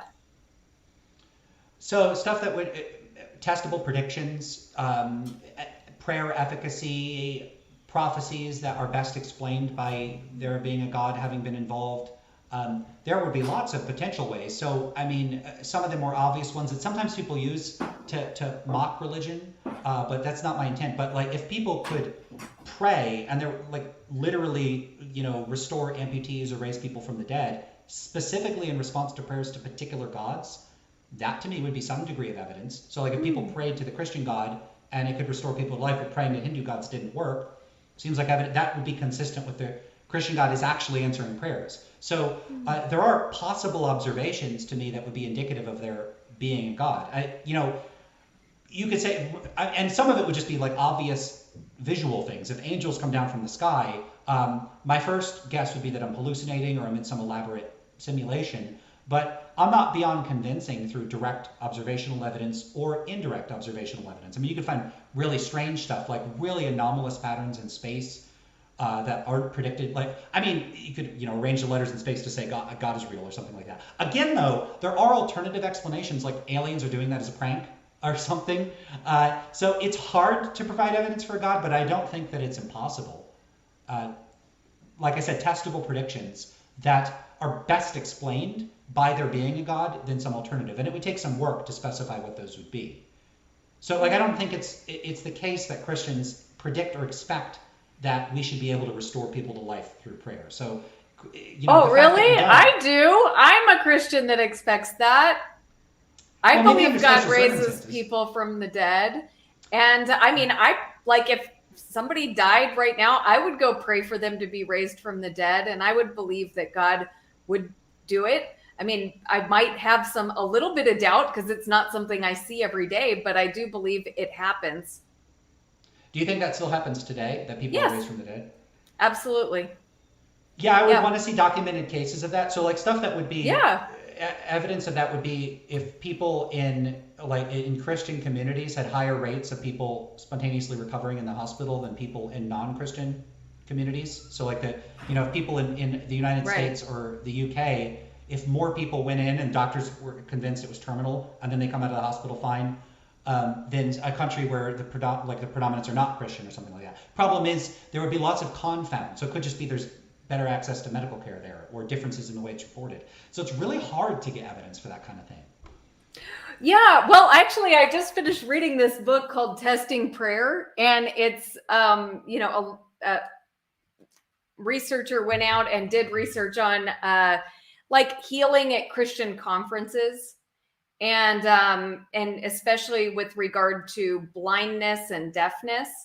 And if you look at the research, it does show that there was a great improvement on visual and hearing abilities in the people that they tested before and after prayer. But I mean, for me, like, I guess miracles is one of those things where I've seen miracles. I've seen God, it through prayer, help a paralyzed boy get the feeling back in his legs, and he lifted his leg. I can give you a, video right now of a woman who was in a wheelchair for 23 years, went to a Christian revival and got her, ability to walk back. I've seen God heal people, somebody who didn't have a cartilage in his knee and needed surgery. And from the moment I prayed for him, he had no more pain in his knee, ended up getting rid of his crutches, didn't have to, have surgery, and was totally healed, and many other things. But like those type of things to me don't usually convince people. So it's interesting that you say that it would, and I would challenge you to hang out around some Christians who do believe in miracles and who regularly pray for them, because I believe that you will see them. And most people, like a lot of people, are skeptical about this and say, oh, it would be on the news. It would be on the news. We would hear about it. We would have evidence. In my experience, miracles happen very often, and no one reports on it. Nothing is like the attention that, is there's not much attention that's given. And, it's just the way that news reporting happens. Reporters are sitting in some building on the internet. They don't know what is going on with the majority of people in the world today. There's just, I don't know. Anyway, that's what I wanted to say about it. So, first of all, that is a good suggestion, and I think that would be great. I don't know if there's anybody around me, but I could certainly look into that. It's something I haven't done in a while, but back in the day, when I became an atheist, I started this sort of atheist secular group. And one of the things we did is I really did not like when people were really hostile to religious people. I went through a phase where I was, and it's very embarrassing. But we did kind of field trips, and I also took this world religion class with the professor was a pastor and a professor or a minister. I don't know what exactly his title was. Mm-hmm. This guy was amazing. It's just one of my favorite people. And we went around and we went to all these different religions, and it'd be really cool to go back and do that and meet people with different religious beliefs, and especially people that believe in miraculous events or things. So yeah, that's a good recommendation, and it just hadn't come to my mind in a long time. What I would make a couple recommendations. One is a book by James Randi called The Faith Healers. Have you heard of that? No, but I've watched some of James Randi. I'm familiar with him and what he does. So, yeah. But So he what has do a book you? specific. Oh, sorry. He has a book specifically on faith healing. Cool. And I'm sure he's going to have, just the perspective that it's all bunk and no miracles happen. So it's like, but what is it that I would take from that book? One thing you might take away from it is that there, in some of the cases, James Randi quite compellingly demonstrated that certain people are definitely faking it, because he was able to intercept backstage correspondence over the radio. And so the thing, and it's something that James Randi pointed out, is whether you believe in miracles or faith healing, the power of faith healing, or not, whether you're very skeptical like me. So you and I should be on the same side, that when there are crackpots and fakes and people that are exploiting and taking advantage of people, I think you and I can both lock arms in opposing that there are people that exploit others and are faking it. And those people at least are fake. Whether there's a real one out there, that to me remains an open question. I'm very skeptical. I would assign very, very low probability to it. But one thing that could show is that there, in some of these cases, the people themselves in those circumstances, the victims of actual scam artists, are just as confident as people that I think you would be able to refer to. And so at the very least, something like the confidence or how compelling something seems on the surface may not be a good guide to whether it's real. So that's something I'd say get out of that. Yeah, and I will tell you, as someone who regularly practices faith healing, praying for people and expecting miracles, I know that even from, and I'm being sincere on my side of it, but I can tell you that often people will lie about what they experience. So like, because they want to make you happy, they want you to think that you've done something for them. They're like kind of in an awkward situation. So even if nobody's trying to be insincere, there can be like a lot happening in that dynamic that is not like a true miracle. So like I am a skeptical person when it comes to miracles. Okay. So when I tell you that like one of these things, I believe it's a miracle, it's like, it's gone through like my skepticism. Like I guess like probably half of the things that people have told me, oh yeah, I'm healed, I don't believe them. Even if I'm the one, praying for them, and sometimes I still don't believe them. And it's not because necessarily I think they're lying. It's just I don't have any way to demonstrate that what they're saying is true. And so, I mean, I won't like totally not believe them, but I also won't like report it as, a miracle unless I have confidence. And there have been times people have came back and told me later, oh, you know what? I lied to you on that day. I'm sorry about that. And so anyway, yeah. Hey, Danny, how's it going? Hey, Lance. I wanted to ask you, because I'm of the persuasion that there can't be in principle evidence for God, but there could be things that would just cause me to believe. And I think that I take a distinction there. Like if I saw someone regrow a limb, I might find myself believing that God exists. But the idea there is that, is there a justification for thinking that there was an intentional explanation over an unknown naturalistic explanation? And I wrestle with that question. I wonder what your thoughts are. Yeah, I understand. Maybe I don't understand. I don't know where people exactly are coming from when they think that there couldn't, in principle, be evidence of a God. It might have to do with how people are conceiving of God's characteristics. Like if they think that something is supernatural or something like that, if they think that somehow conceptually it's just not the sort of thing for which there could be empirical evidence. I could see someone saying that there couldn't be empirical evidence for something that by definition there couldn't be evidence for. Mm-hmm. So I don't know where that distinction comes down for you, because you're saying that there couldn't be. I definitely don't want to say that, because I'm a non-naturalist about the mind. But the idea here is that if we're just talking about disembodied minds, those don't generate predictions, and that if there's an evidence for such a thing, like the idea of your mind and my mind is that I associate bodily dispositions, so that generates predictions based on past experiences. So if we're wondering whether there are humans that live on an island, right? I'm utilizing my past experiences with human beings and what they tend to do. They tend to make fires and build things to shelter them from the rain and all sorts of things, and all of that, bodily dispositions are very heavily involved, and the sort of physical limitations of the human mind actually generate predictions there as well. But if like kind of what you were saying, the idea is that a disembodied mind is omnipotent, and any state of affair, right, any descriptive state of affair at least, is in principle consistent with it. So whether there is an arm that regrows or an arm that doesn't regrow, right, it's not like it's going to pose a problem either way. It's not in this, like, if I were a Christian, I wouldn't think that if I lost my arm and it didn't regrow, that's evidence against God. So why would I think that if it regrew, that's evidence for God?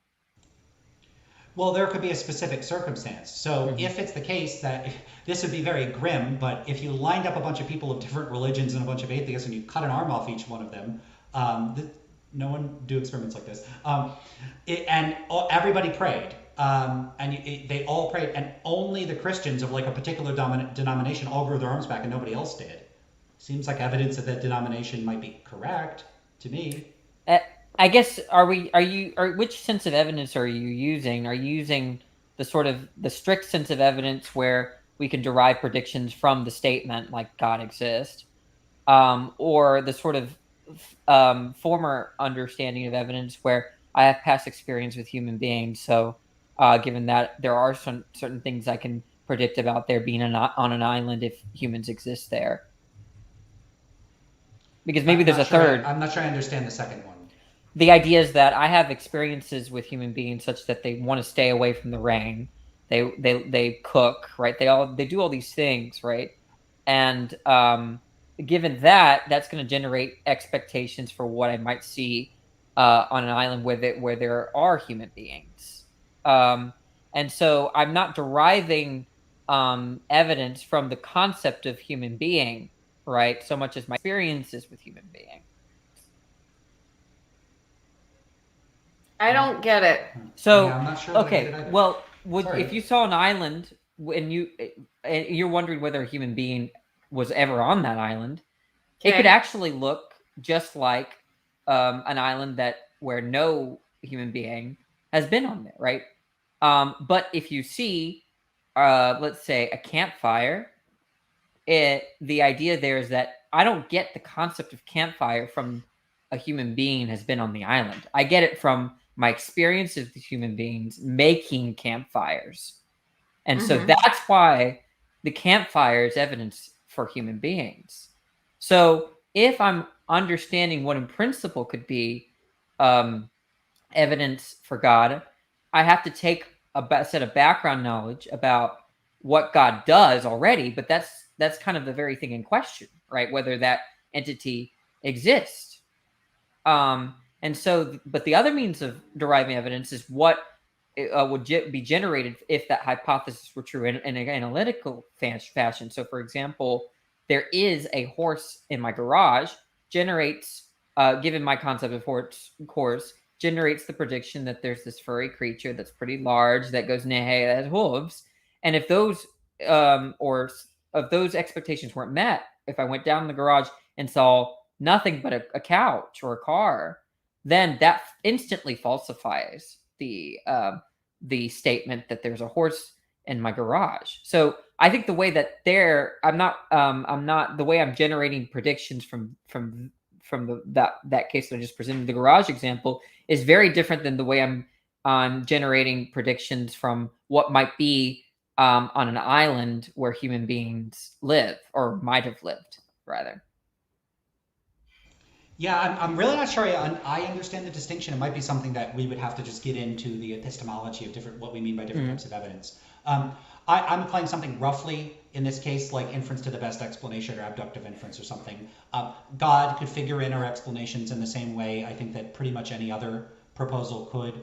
And then I just look at the set of observations, and then I think what kinds of things you could postulate would explain the observed phenomena, and then you just compare those and think which one is the better one given my prior probabilities I assign to things. Like it's just a matter of what offers the best explanation.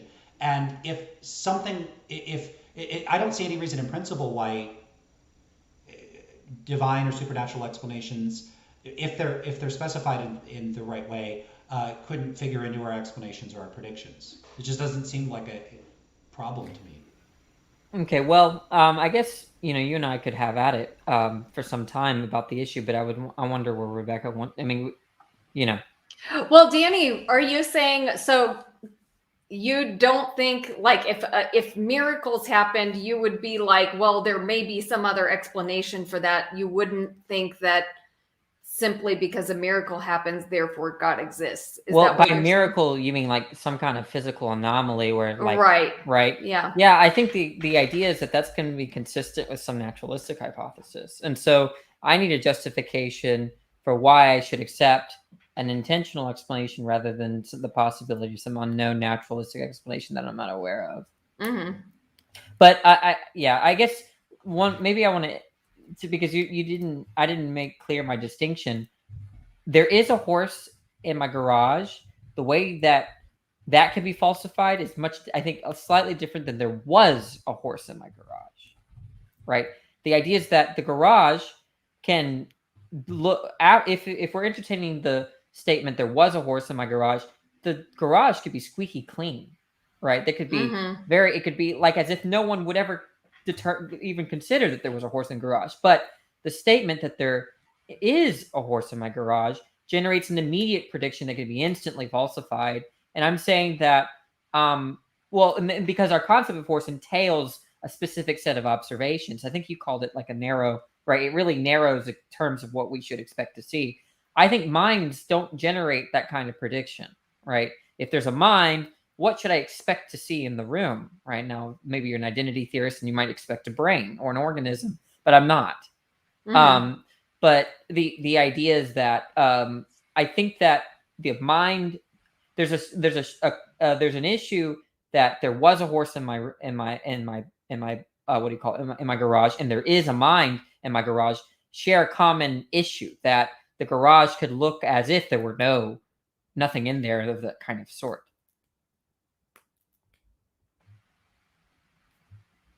Yeah, sorry. That was no, that's fine. Cool. I think I'm kind of running to the end of my my steam, and this is something that I feel like if we wanted to explore this, it would take a while. So it's something we'll have to pick up in a conversation, I think, another time.